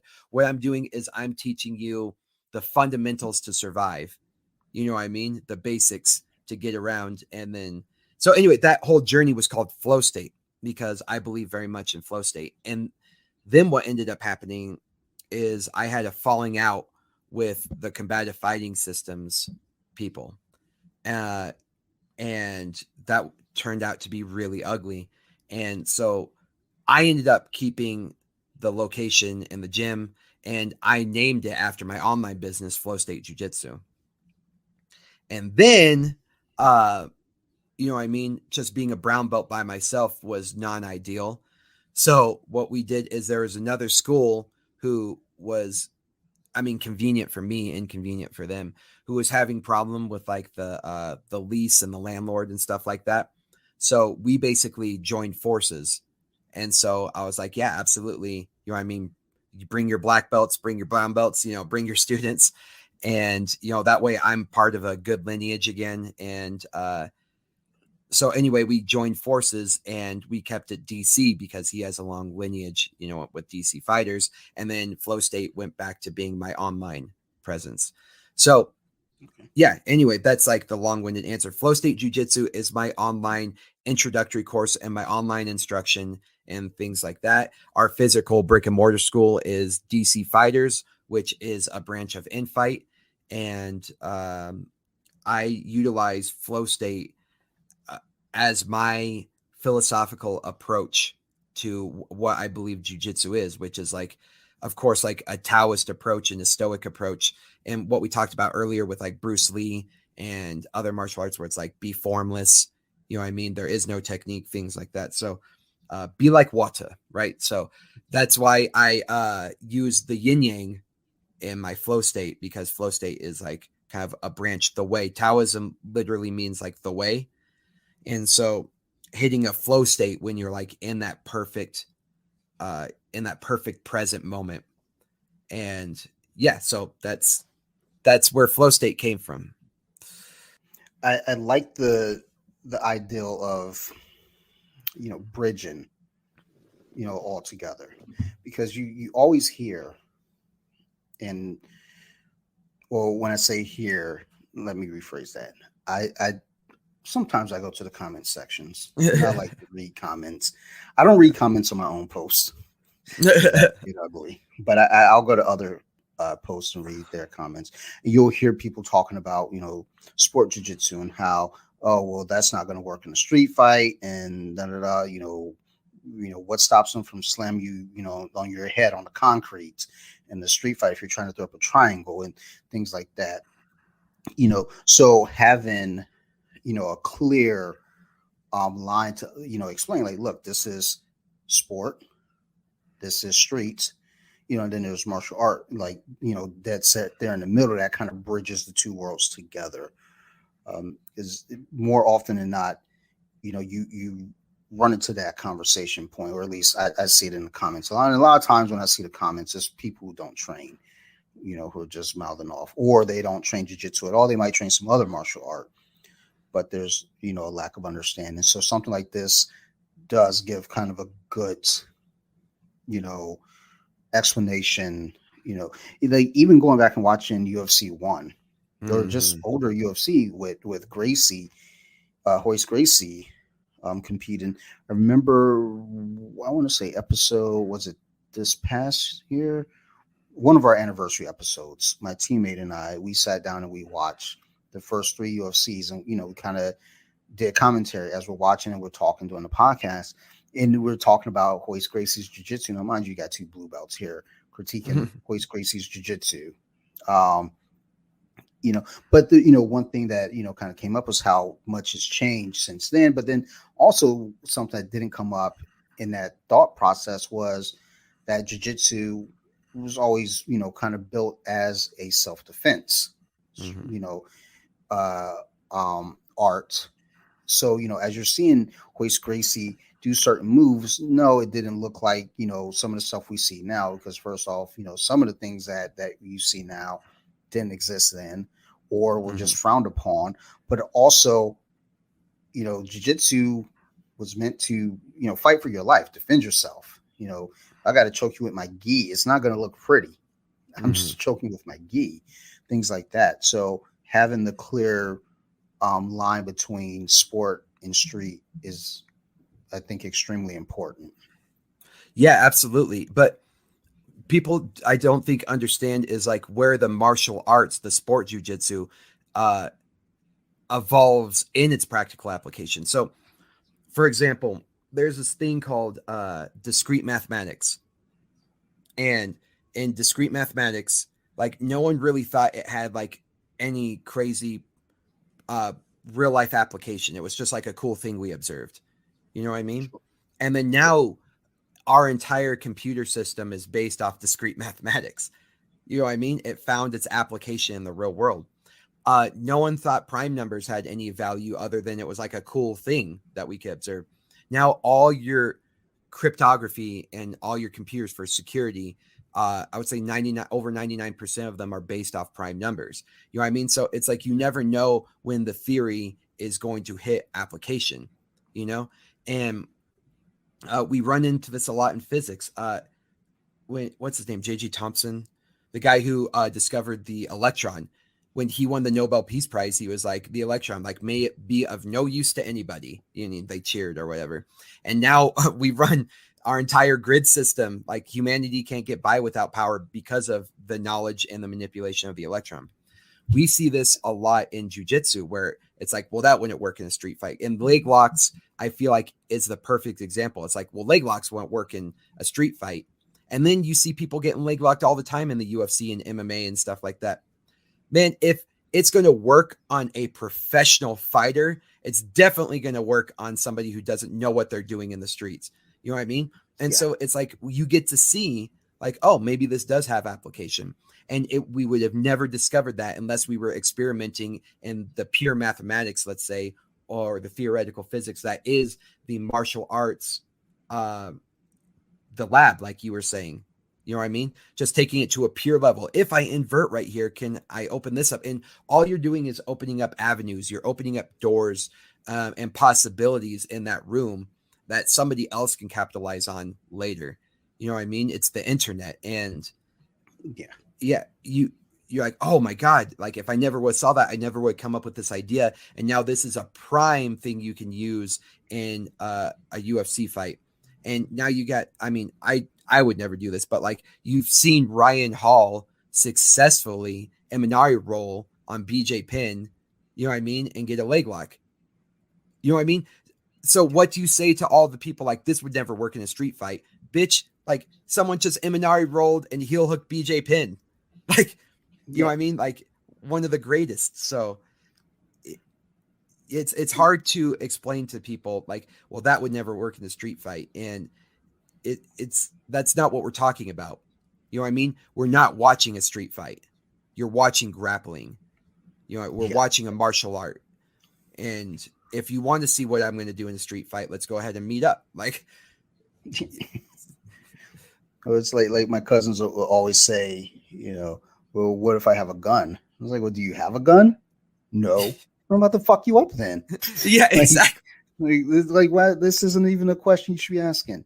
I think also one of the things that people forget as well when you know the shit talking is like that wouldn't work in a street fight. You know, jiu-jitsu doesn't work in the streets. It's like, you know, because they could just punch you. It's like, yeah, we could punch too, and we have jiu-jitsu. Yeah. You know, it's not like it's just like, oh, I'm in a street fight here. Let me sit the guard, and yeah, I'm exactly. only going to try to grapple you. No, if I get the opportunity, I'll wrist lock you. You know, if I'm in a bad spot and I get a hold of your leg, heel hook. You know, the weapons are there. It's just because you see it in the sport environment doesn't mean it can't be applied. And again, in that sport environment, you're doing it on people who know that it's coming. They know how to defend it, and you still, you know, lock it in. You go against somebody on the street, you know, as long as they don't got a gun, you know, and more often than not, what you learn is going to work. And I know even from my own, you know, scenario, I'm just doing it to restrain somebody. It's like just you can't move, just calm down. You know, I've done that. Like, yeah, I've had to restrain a person, but you know, never in my mind am I holding them thinking I can, you know, armbar them now, like, or I should transition to an armbar. Yeah, exactly. You know? Yeah, like, well, oh, okay, or that's a great idea if you want to mess the armbar up and they get out and then stomp you. Yeah, but that's also being secure in your skill. Like, well, you shouldn't be worried about losing the armbar, but why even go to the armbar? You've got a good seatbelt grip. You're holding them in place. You've got hooks in. They can't move. Or if you got mount, you know, anything, you know, they're not going anywhere. Like, people like to have this ideal of, oh, you know, martial arts, you know, you can fight in the street. Like, sometimes it's just good to have it in your pocket to calm down the situation, or even better, verbal de-escalation, because at that point of like verbally de-escalating something, I know that if it does get physical, I have the tools to defend myself. But let's go to talking this shit down first. And hopefully that Exactly. works. Even if it does get physical, like you said, it's just restraining. If you can just get to mount our back and just hold somebody there, you know what I mean? You're going to be safe. And it's weird because people are like, well, I'm going to be able to punch. I'm like, well, how well are you going to be able to punch when I have your back? How well are you going to be able to punch when I have mount? You know what I mean? And here's the other thing too, is like when people say, well, I'm going to punch, are you pretending like I can't punch? You know what I mean? Like, because I've learned jujitsu, I like no longer have the capacity for punching. And the example I like to give, it's like, okay, let's say I became the best driver. You know what I mean? Like, I'm like, I know how to drive in all scenarios. Like, I'm just the best driver. And people are like, yeah, but I have turbo. Like, bitch, like I have turbo too. And now I'm an excellent driver with turbo and you just have turbo. You know what I mean? Like it's a weird concept. I don't understand. And I think it was Jeff Glover who made a post, but he's like, I never saw anybody in a boxing match be like, oh yeah, but like that wouldn't work in the street. You know what I mean? Like, yeah. You know how many rules are in boxing? Like boxing's filled with rules. And like, not only can you only punch, you can't use legs, you can't use headbutts, you can't knee, but there's 100 rules about how you can punch. You know what I mean? You can't like put up guards and things like that, like extended guards like you do in Muay Thai and stuff. So like you have this very specific type of sport fighting, you know, like combat sport, and nobody watches a boxer and is like, oh, that shit won't work in the street. You know what I mean? Like it's weird. It's weird to me that we compartmentalize fighting with punching and striking when we've already run the experiment. I can't how quickly we forget. We ran this experiment in 1993. We saw Royce Gracie go through the best boxer without any problem. We saw people go through sumo wrestlers. We saw people go through Muay Thai. You know what I mean? We saw it. We ran this freaking experiment already. What is the best martial art? And the conversation's coming back up. It's already coming back up. Which one's the best? It's like, we already did this. It's on, go to YouTube.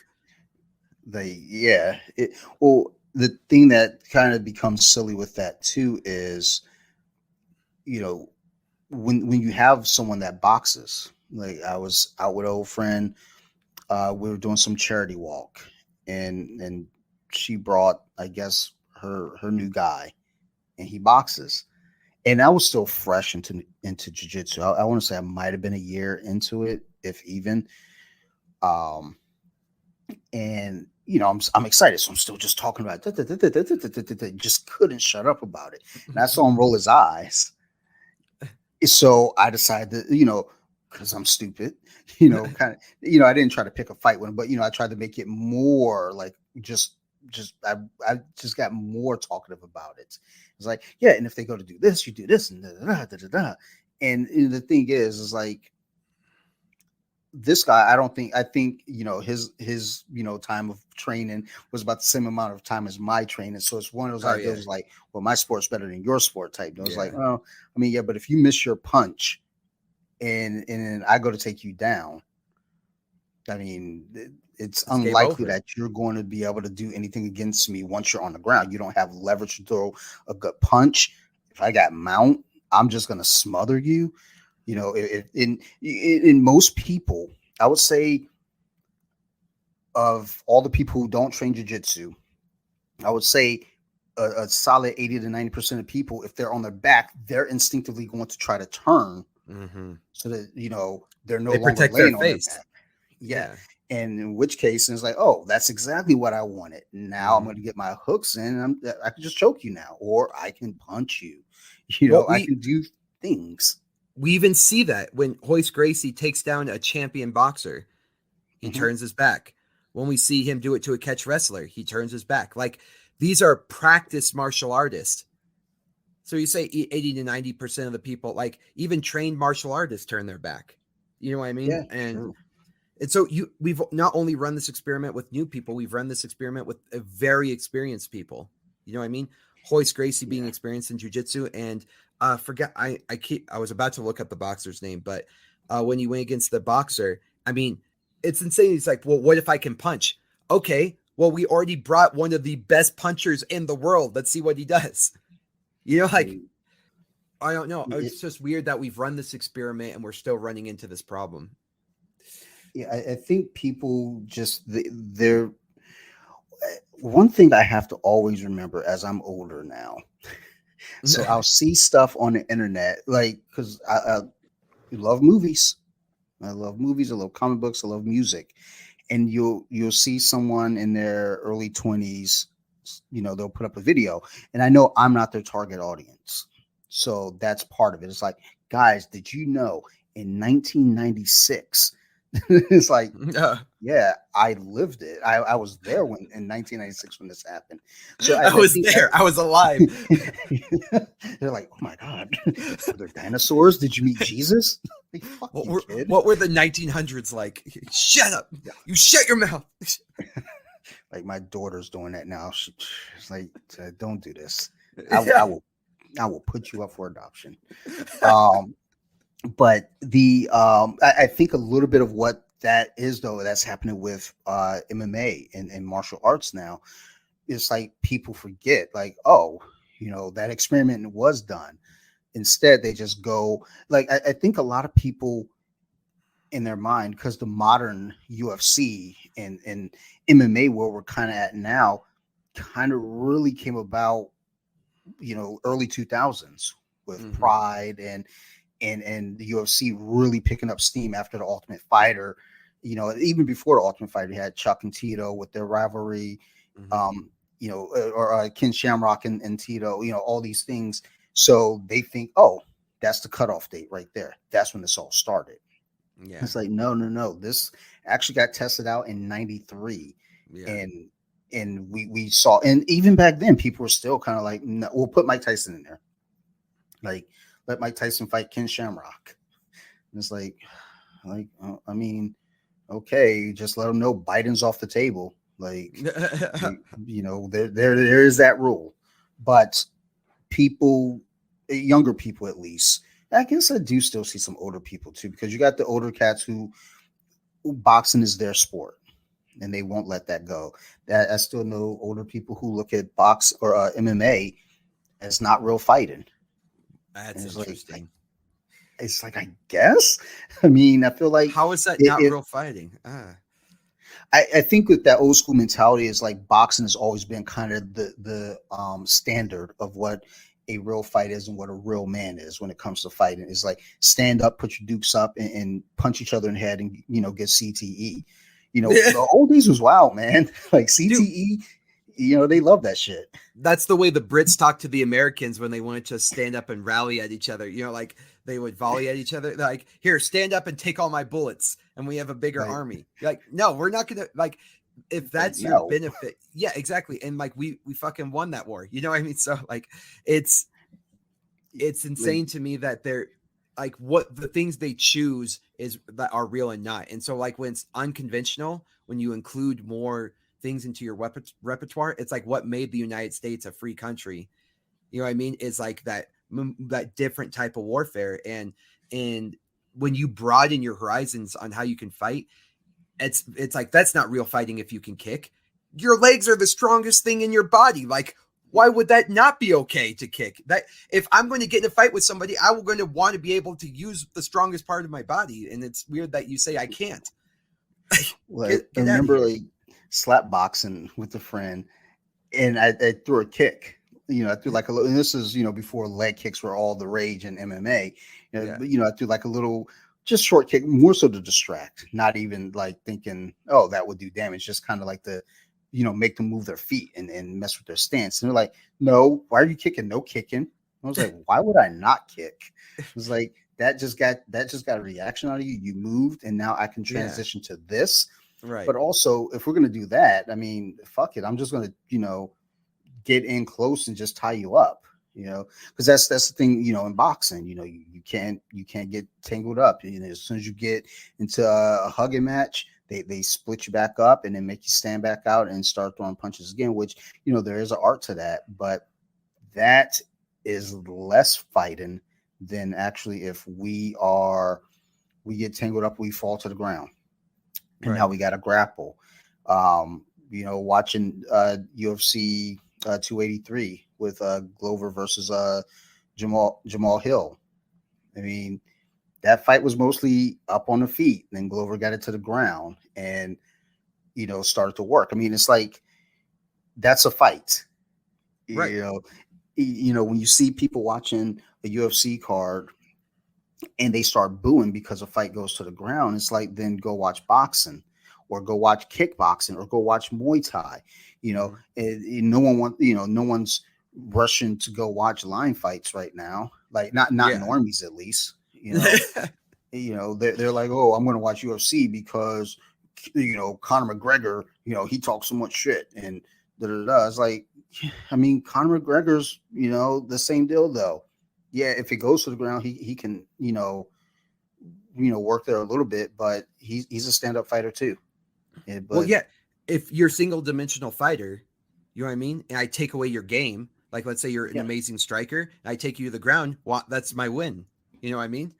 I'm gonna get that win. Period. Yeah. And you if you're a multi-dimensional fighter, then it doesn't matter. It doesn't matter if we take it to the ground. You know what I mean? It's you can't have your Achilles heel. You can't have that. That was the magic of watching GSP fights. Mm-hmm. It's like, oh, you're a wrestler? All right, well, I want to stand up today. Oh, you're a stand-up striker? Well, now we're going to wrestle today. and then for funsies, sometimes people say, oh, you're a wrestler? Well, I'm a better wrestler. It's like, oh, you're a striker? Guess what? I can do better than you. Yeah. But I'm going to outstrike you, then I'm going to wrestle you to the ground just to prove that I'm just overall better fighter than you, period. So, yeah, and that's John Jones. Yeah, yep. It's like that's the beauty of this sport is when you have those fighters that can take the fight anywhere. Mm-hmm. And it's like, if this is your strength, well, I'm going to take away. I mean, Gordon Ryan has said it. He's like, look, what I do as a grappler is if you're a really good athlete, I take your athleticism away from you. Exactly. Because that's your weapon. Then take the weapon away. So I don't know. Love all this shit. Dude, I'm in the same page. When I tell they're like, God, he's so strong and he's so fast, he's so athletic. When people are complaining, I'm like, okay, then kick him into neutral. Yeah. Like if he's in drive, you kick him into neutral, and then he's redlining, he's wasting all that gas, and he has no power, no torque. And like, what does that mean? Like, they don't understand. I'm like, you can easily take away somebody's athleticism, and then what do they have? They have taps. They can tap. I mean, that's all they got. And that's what you need to be as a martial artist is you need to find what drives them and kick them into neutral, period. They feel themselves pressing on the gas pedal, but they ain't going anywhere. What I mean? Like, and that's, a big part of them saying, jiu-jitsu, I mean, martial arts, period. It's a chess game because again, it's like, all right, you could be stronger than me. You could be faster than me.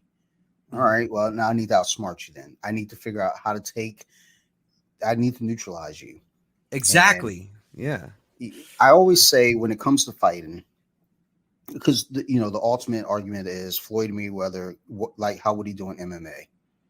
I don't know, because I don't think he's prepared for leg kicks. I don't think he's got any takedown defense. He's a boxer. I don't know. He could be secretly loving this shit behind the scenes and training his ass off, and people just think he's just a one-trick pony. He's a boxer. That's all he could do. But one thing I always keep in mind too is this. If you're a smart fighter, you have a better likelihood of winning. You like if you're a boxer, you're going up against someone who's a grappler. You understand this. So like the one thing you're probably thinking, I have to know how to stop this guy from getting me to his zone, which is the ground. Mm-hmm. If you're a smart enough fighter to at least understand that, you're a little bit ahead. Now the thing is, if you're going against a grappler who's like, yeah, I'm glad you're aware of this, but I'm not taking no for an answer. You're going to the ground. You're in a whole nother world of trouble, but at least understanding that, look, that's a possibility, and I have to be able to figure out how to defend it. And as a grappler, you're going against a boxer. The whole thing's like, I can't let that guy connect once, at all, because if he does, that could be lights out. But you have more room, to get away from a punch than they would have to get away from a takedown. Yes, some sort of lockup. And you answered your question already. How would he do? And you would say maybe he's training behind the scenes. That's how effective grappling is. Mm-hmm. You know what I mean? Let's say he has no grappling, it's a loss. Let's say he has no leg kicks, it's a loss. You know what I mean? There's no way. Yeah. There's no way. And like you said, he would have to be training that, which means he has to be respecting the grappling, which means Yeah. that grappling reigns supreme just as a concept. And there's something that you kind of mentioned earlier that I want to address that I don't think a lot of people address is people are saying like, I have to get in better shape. I have to get in better shape for jujitsu. I have to get in better shape for competition. I like my forearms are just killing me. And it's like, no, you have to get better at competing.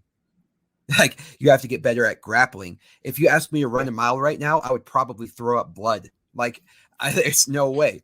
What I've done is I become extremely efficient at grappling. I've become efficient at competing, right? And it's like, okay, let's say your strength right now is a 6. And it's like, damn, you got your strength athleticism to a 9. Let's go compete. You're going to feel like a 0 if you haven't gotten good at competing because you're going to freaking blow your load. Sorry, can you say that online? Can you? You're gonna say whatever you want. You're gonna burn yourself out because you're gonna adrenaline dump no matter what. And so if you can only adrenaline dump with the strength of a 6, you're gonna adrenaline dump with the strength of a 6. If you're gonna adrenaline dump with the strength of a 9, then you're gonna adrenaline dump with the strength of a 9. It did not make you better in that competition that you were a 9 strength if you had no technique. Like that when you do these things, getting in shape or having this capability or things of that, it does not matter if you do not have the technique. Like I did not get stronger. I did not get more athletic. I don't think when I competed, but I started winning a lot more when I got better at competing, like my mindset, how I approached it. And the jiu-jitsu room, I didn't get in better shape. And that's why I can roll for 2 hours straight. I changed how I grapple. And now I can roll for 2 hours straight grappling. I'm not in better shape. You know what I mean? I just learned how the art of grappling. I learned the art of competing. And that's why I said becoming a martial artist is it spans all that. So Sure. you have to like, I'm not in shape. I'm not, will they have the stamina to do this? Will they have, the endurance to do this? And he's got an unlimited gas tank. And what you were saying earlier, you know what I mean? That's, you got to take that away from them.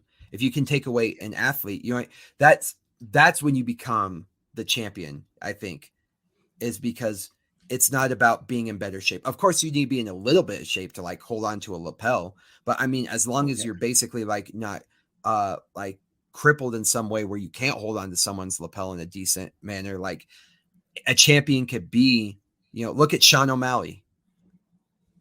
I'm sure Sean O'Malley is not deadlifting 300, 400 pounds. I don't know. I could be wrong, but he does not look like somebody who's curling a car. You know what I mean? He does. Yeah. I don't see videos of him like deadlifting like all this weight. And you'll see other people. You'll see like Burns and other people like their training regimen. And John Jones is like deadlifting, squatting 500 pounds. And that's like, look how strong I am. I'm going to come murder you in the ring.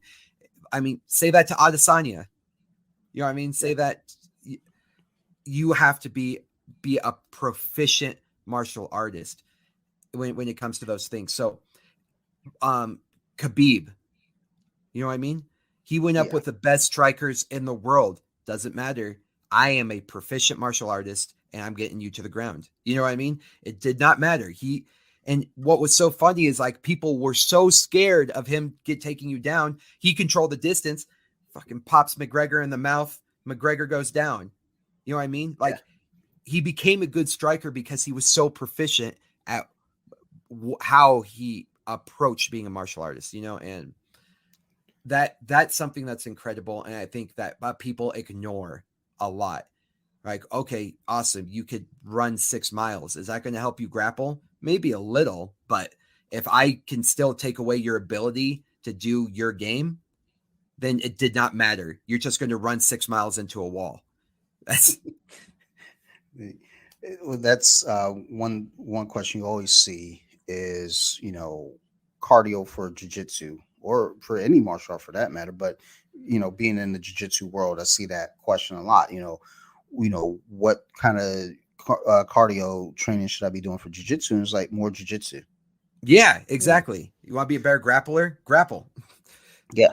It's like, because, I even think about it, conserving, your energy at certain points on the mat. You're not going to learn that running around, the lake or running on the treadmill or on an elliptical. You learn that being on the mat. It's like, okay, I know this is a point where I can catch my breath, but I know this is also go time. I can't just sit here, catch my breath and, wait it out. No, it's like, okay, catch my breath, go. This is the next spot. You have your points of movement and your points of, kind of adjusting, and you don't learn that anywhere else. You learn that on the mats. It's no different than if you're a boxer, or if you're, doing Muay Thai or a kickboxer. There are points where, you're going to only get better with any of that. Strength training too, like, how do I get stronger for jiu-jitsu?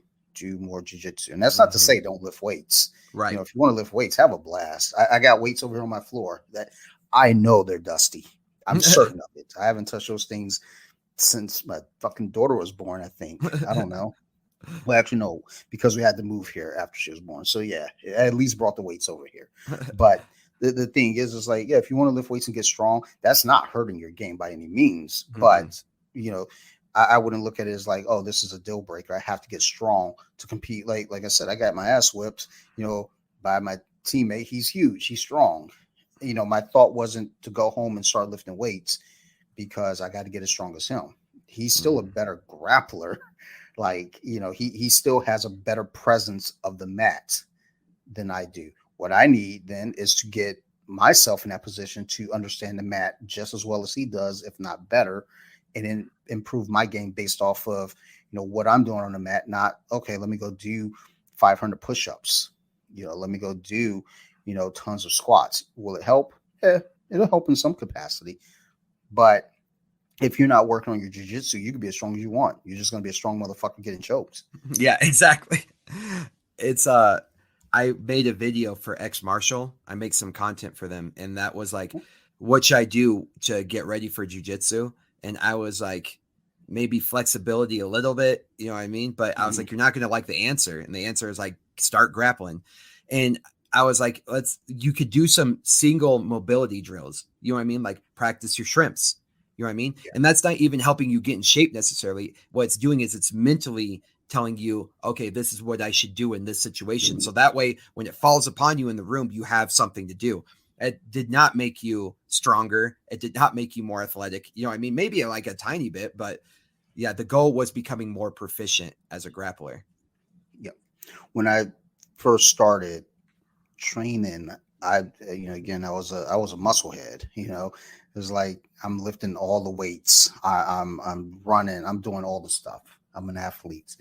So what I would incorporate into my warm-ups would be, my warm-up drills from jiu-jitsu, shrimping in place, combat stand-ups, bridging, things like that, leg circles, all these things. It's like, okay, these little things incorporated into my workout at least gives my body that understanding, that movement of, just something different versus, my regular stretches, my, my yoga that I would do. It's like, okay, those things are cool too. It's helping me with my flexibility.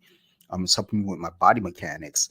But, having the warm up there, especially with shrimping, just because as a white belt, I had to get comfortable with shrimping because I was in bottom side control a lot. And then figuring out, okay, what about mounts? All right, well, I could, bump and bridge, but there are other things I ended up learning along the way, creating frames and making them lighter and getting from under them. But it's like figuring out all these other little movements, whether it's on the mat or even at home for your own warm-ups. It's like it all pays off. And, for, my friends who've been like, well, if I'm stronger than you, I'm going to be the one likely to win. It's like, nah. I mean, if you're squeezing my neck trying to choke me, but you don't know how to properly choke someone, all you're doing is burning out your arms and annoying me. Annoying. Yeah. Now you're making me angry. Yeah, it's like because once I'm out of this, I'm gonna actually show you how to choke somebody. And I hope you're ready to go to sleep, and I hope you piss yourself. Dude, my that would suck. my buddy, purple belt, I did something stupid and he took advantage of it and he got to my back and he was trying to choke me. And I was like, you better kill me. Because if I get out of this, and sure enough, when I got out of it, I'm like, you better what, like as a joke. But yeah, it's so true. It's like, now you're just making me mad. Like you better finish me from right here. Cause if I get out of here. And it better not be something I showed you. Because if you're doing it wrong, now I'm pissed because either I'm not a good teacher or you just don't care about what I was showing you. You're like, I can choke you. I'm going to do it my way. Like, why are you pulling up on my, like, no, it's not a, no. Then I'll do the blue belt thing. Here, let me talk you through the submission. Here, take your arm here. Like, all right, go here. Like, it's not really a tap if I'm walking you through it. All right. So, we're going to go ahead and wrap up here. Chad, this has been great. This has been a fun conversation. Good. It's like I'm sitting here, it's like, I don't want to end, but I got to prep for I got another exactly in an hour. So before we get out of here, shout outs, mentions, anything you got for us? Heck yeah. Go to my Instagram, Chad the Dad _BJJ. I make a bunch of content for X Martial. I really like X Martial. I mean, I'm wearing it now. So go check out X Martial on YouTube. If you go to any one of my places, flowstatejj.com, that's my website. It still represents my brick and mortar. It represents my online presence as well. If you go to any one of those, I have like a link tree that puts all of them. I'm going to Brazil for the month of February, and I'm going to be getting promoted to black belt and getting to go through the gauntlet in Brazil. It's a cool experience. So I'm going to be making content of me in Brazil, but also when I get back, I'm going to start up my own podcast. I used to have one called Napoleon Complex back in the day because I'm small and I like to fight and I have a Napoleon complex, but I'm going to start up something new. I'm going to start up a Flow State podcast. So that's in my link tree. I haven't started it yet, but anyway, if you listen to this, by the time I started it, go check it out. It's all on my link tree, which is on my Instagram. Flow State Jiu Jitsu is the podcast. Flow State Jiu Jitsu is pretty much everything. So yeah, anyway, thank you so much for having me. You're a popular guy in the martial arts world with your podcast. So, well, thank you. I'm just a dude that likes talking. So, and I'll be sure to put your links in the show notes as well. Perfect. When we set this up. And as always, to everyone out there listening, thank you. We do appreciate you. If y'all got any questions, concerns, criticisms, always feel free to reach out to me. You can find me at bjj.wiki on Instagram or Off the Mats Podcast on Instagram. Either one, I check daily. You can email me too. I don't check that as much, but you can shoot an email. Your BJJ Wiki? Yes. What? Yeah. I didn't know that. I did not know that. I didn't even see that. Oh my God. I share your shit all the time. I send you fucking posts all the time. That's hilarious. I love your shit. I knew the podcast was good, but I freaking love the memes. I share BJJ Wiki memes all the time. So I sent you a message from BJJ Wiki and then I didn't get a response. And I was like, all right, fine. I'll go over here. I'll go off the mats. My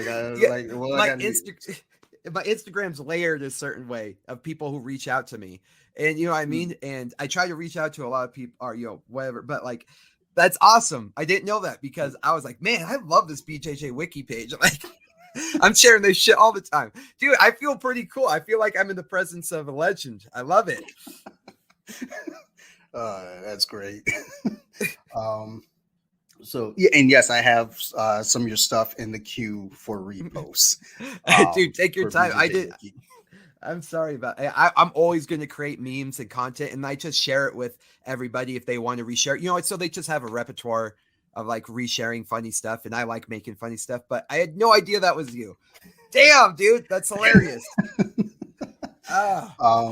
So yes, if you all have any questions, concerns, criticisms, guest suggestions too, that's been a thing lately, shoot me a message. I'm here. I'd like to give a big shout out to our friends over at Nerd Rage Radio. That's how I got my starts. Bobby, Chris, Joe, Marilyn, Phil, Ricky Ticky, all you guys. Love you guys to death. Another shout out also to So You Like Horror. That's my other podcast. We talk about scary movies. Right now we're doing select themes through the months, and also we're talking about horror through the decades. So if you're into some horror movie history, go check out the podcast. As I like to say, it's not meant for educational purposes, so don't think you're going over there to really learn, but we are steering you in the right direction of, things that were going on in horror back in the 1920s, 30s, 40s, 50s, and so forth. So have a blast with that. And wait, hold on. Yeah, Sorry, you saw horror movies of like the 1920s and stuff? Is that what you're so saying? yeah, we just my wife and I just recorded a episode last week talking about horror from the 1920s.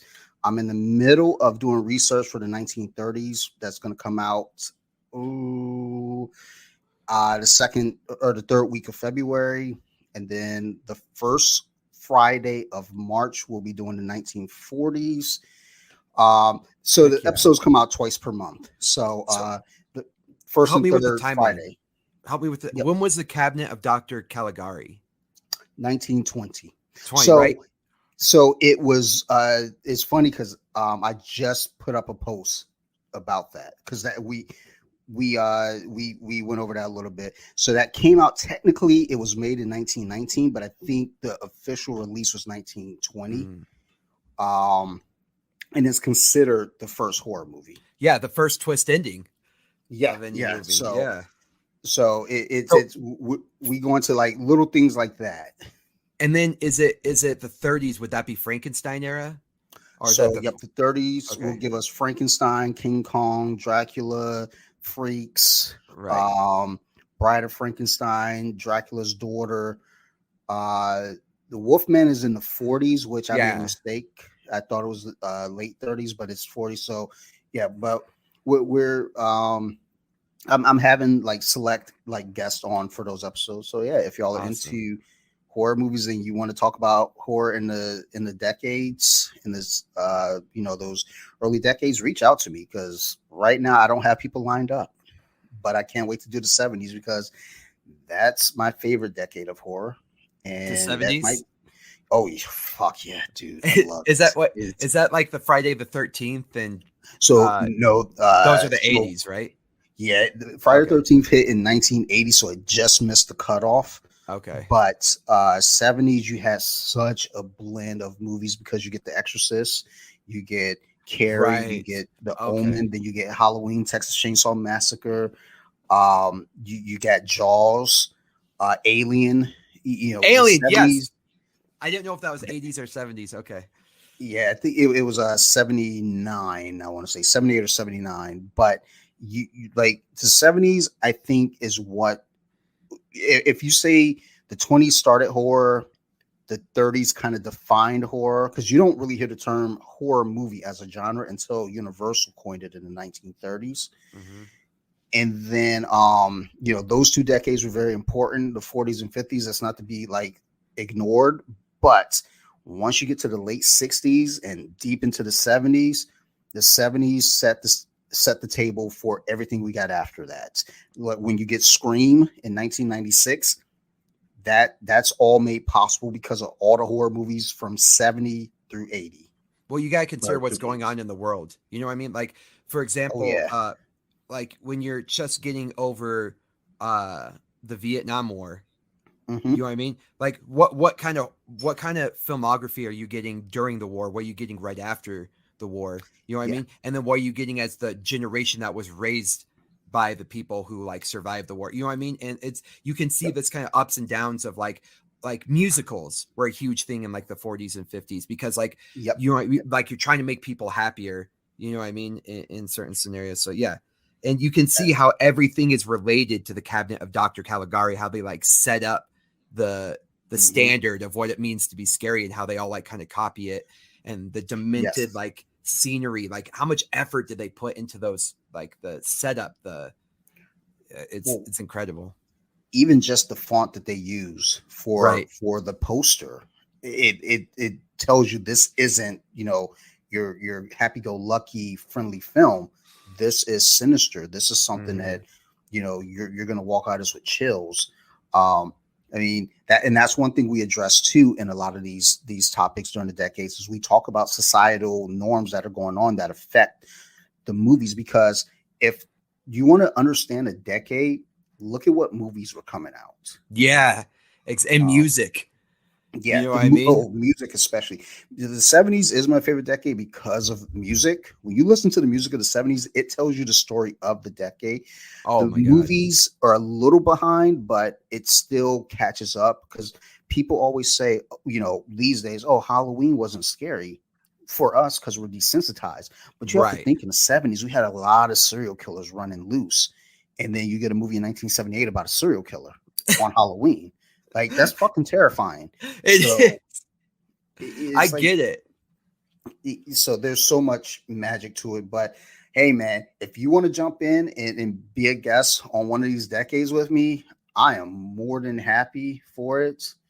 Because right now that's where the prep is going with all my research, is getting into those. So if you would, my degree was in math and physics, but before I could tell before I got into that, when I was like, I don't know what I'm doing with my life. I did a lot of film classes and like communication classes and stuff. And though I'm no expert by any means, the world opened up to me of how amazing film is as like a study and an expression of like an expression of what, like you said, what was going on in the decade, what was going on with technology, you know, like a big technological boom in the 80s. And then you have all the sci-fi movies of the 80s. And, you know what I mean? Everyone's just really branching off. Like right now we got the superhero movies, you know what I mean? And that's relating to, you know, like, anyway, just art, history and stuff is so much writ within film. And I never knew that until I took those classes. I just thought it was entertainment.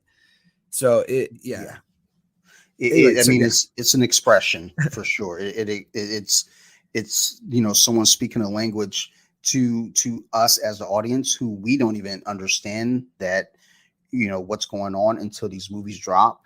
And then, I mean, again, when you get to horror in the 80s, it gets a little campy, but the 80s in itself was campy. When you look at the music, and then the 90s started getting a little grittier, but so the music got gritty, the movies got gritty. It's just, everything is all connected to our entertainment in the world that we live in. You can get a story from the entertainment. The 70s was my favorite decade when you look at music and movies, followed up by the 90s because I lived through the 90s. So same. You know, Fleetwood Mac, and you know what I mean? Yep. Like, and a lot of the 70s came back to importance in the 90s when we were getting, you know, like JFK, or that's 60s, but I mean, you know, like the Doors, you know, stuff like that. They're making movies that then got the kids interested in going back and looking at the music from the 70s. You know, a lot of hip hop was sampling. Yeah, Forrest Gump did. Forrest Gump. I looked up all that music, like A Night in the Watchtower. You know, Jimi Hendrix and Fleetwood Mac, and I got obsessed with these 70s rock artists. You know what I mean? Because that's like, I don't know, that's crazy. I like that stuff a lot. That's what sparked all of us in the 90s, was the Forrest Gump soundtrack. When the Doors came out, you know, everyone that I went to school was obsessed with that. You ended up, again, hip hop was sampling a lot of music from the 70s. You know, so the 70s was very important to the 90s because a lot of those artists grew up during that time, and now they're telling the story that they grew up with. And right now, I think my wife said she was out at the mall and she saw a lot of 90s fashion. So here we are again, doing it all over again. So it's always 30 years later, because I remember when the 70s, and like, I remember we went through the 80s phase and the 90s phase, and the 70s. But Have you seen on Netflix that 90s show, which is a branch of that 70s show? I have it in my queue, and I am going. So I never really watched that 70s show growing up, but I am very well aware of it. And I saw like episodes here and there. My wife was like, I wasn't into it. I was like, yeah, but the 90s is when we grew up. So I want to watch that 90s show. Exactly. But I also want to go back now and watch that 70s show and then really embrace the new one too, because I think the 70s and the 90s were 2 decades that, and don't get me wrong, the 80s had its flares too. But the 70s really, really told us a big story of the world and where we were going. And the 90s was the product of those stories from the 70s. Oh, yeah. So I agree. But what broke my heart, but at the same time interesting, is when that 70s show came out, that same amount of gap time is like that 90s show now. You know what I mean? And yeah. I find that really interesting because like when I was watching that 70s show, it's very much like, oh, that's forever ago. That's interesting. But now I'm like, oh, I lived through the 90s. Like, oh crap. You know what I mean? Like it's. Well, I used to be a preschool teacher, and a lot of those kids that I taught back in the late 90s, early 2000s, they're fucking adults. They're about to be 30. And it's freaking me out.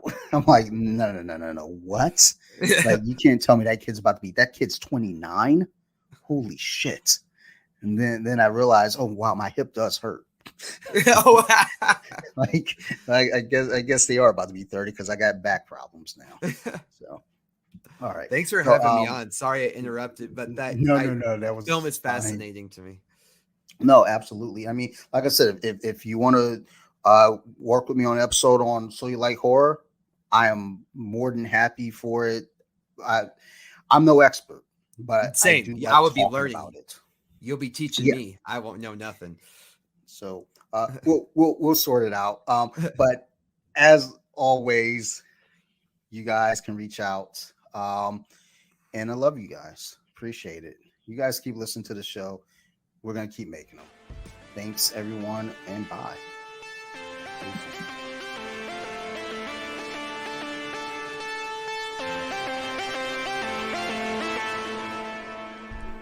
Deeper with it. Now let me sing a song.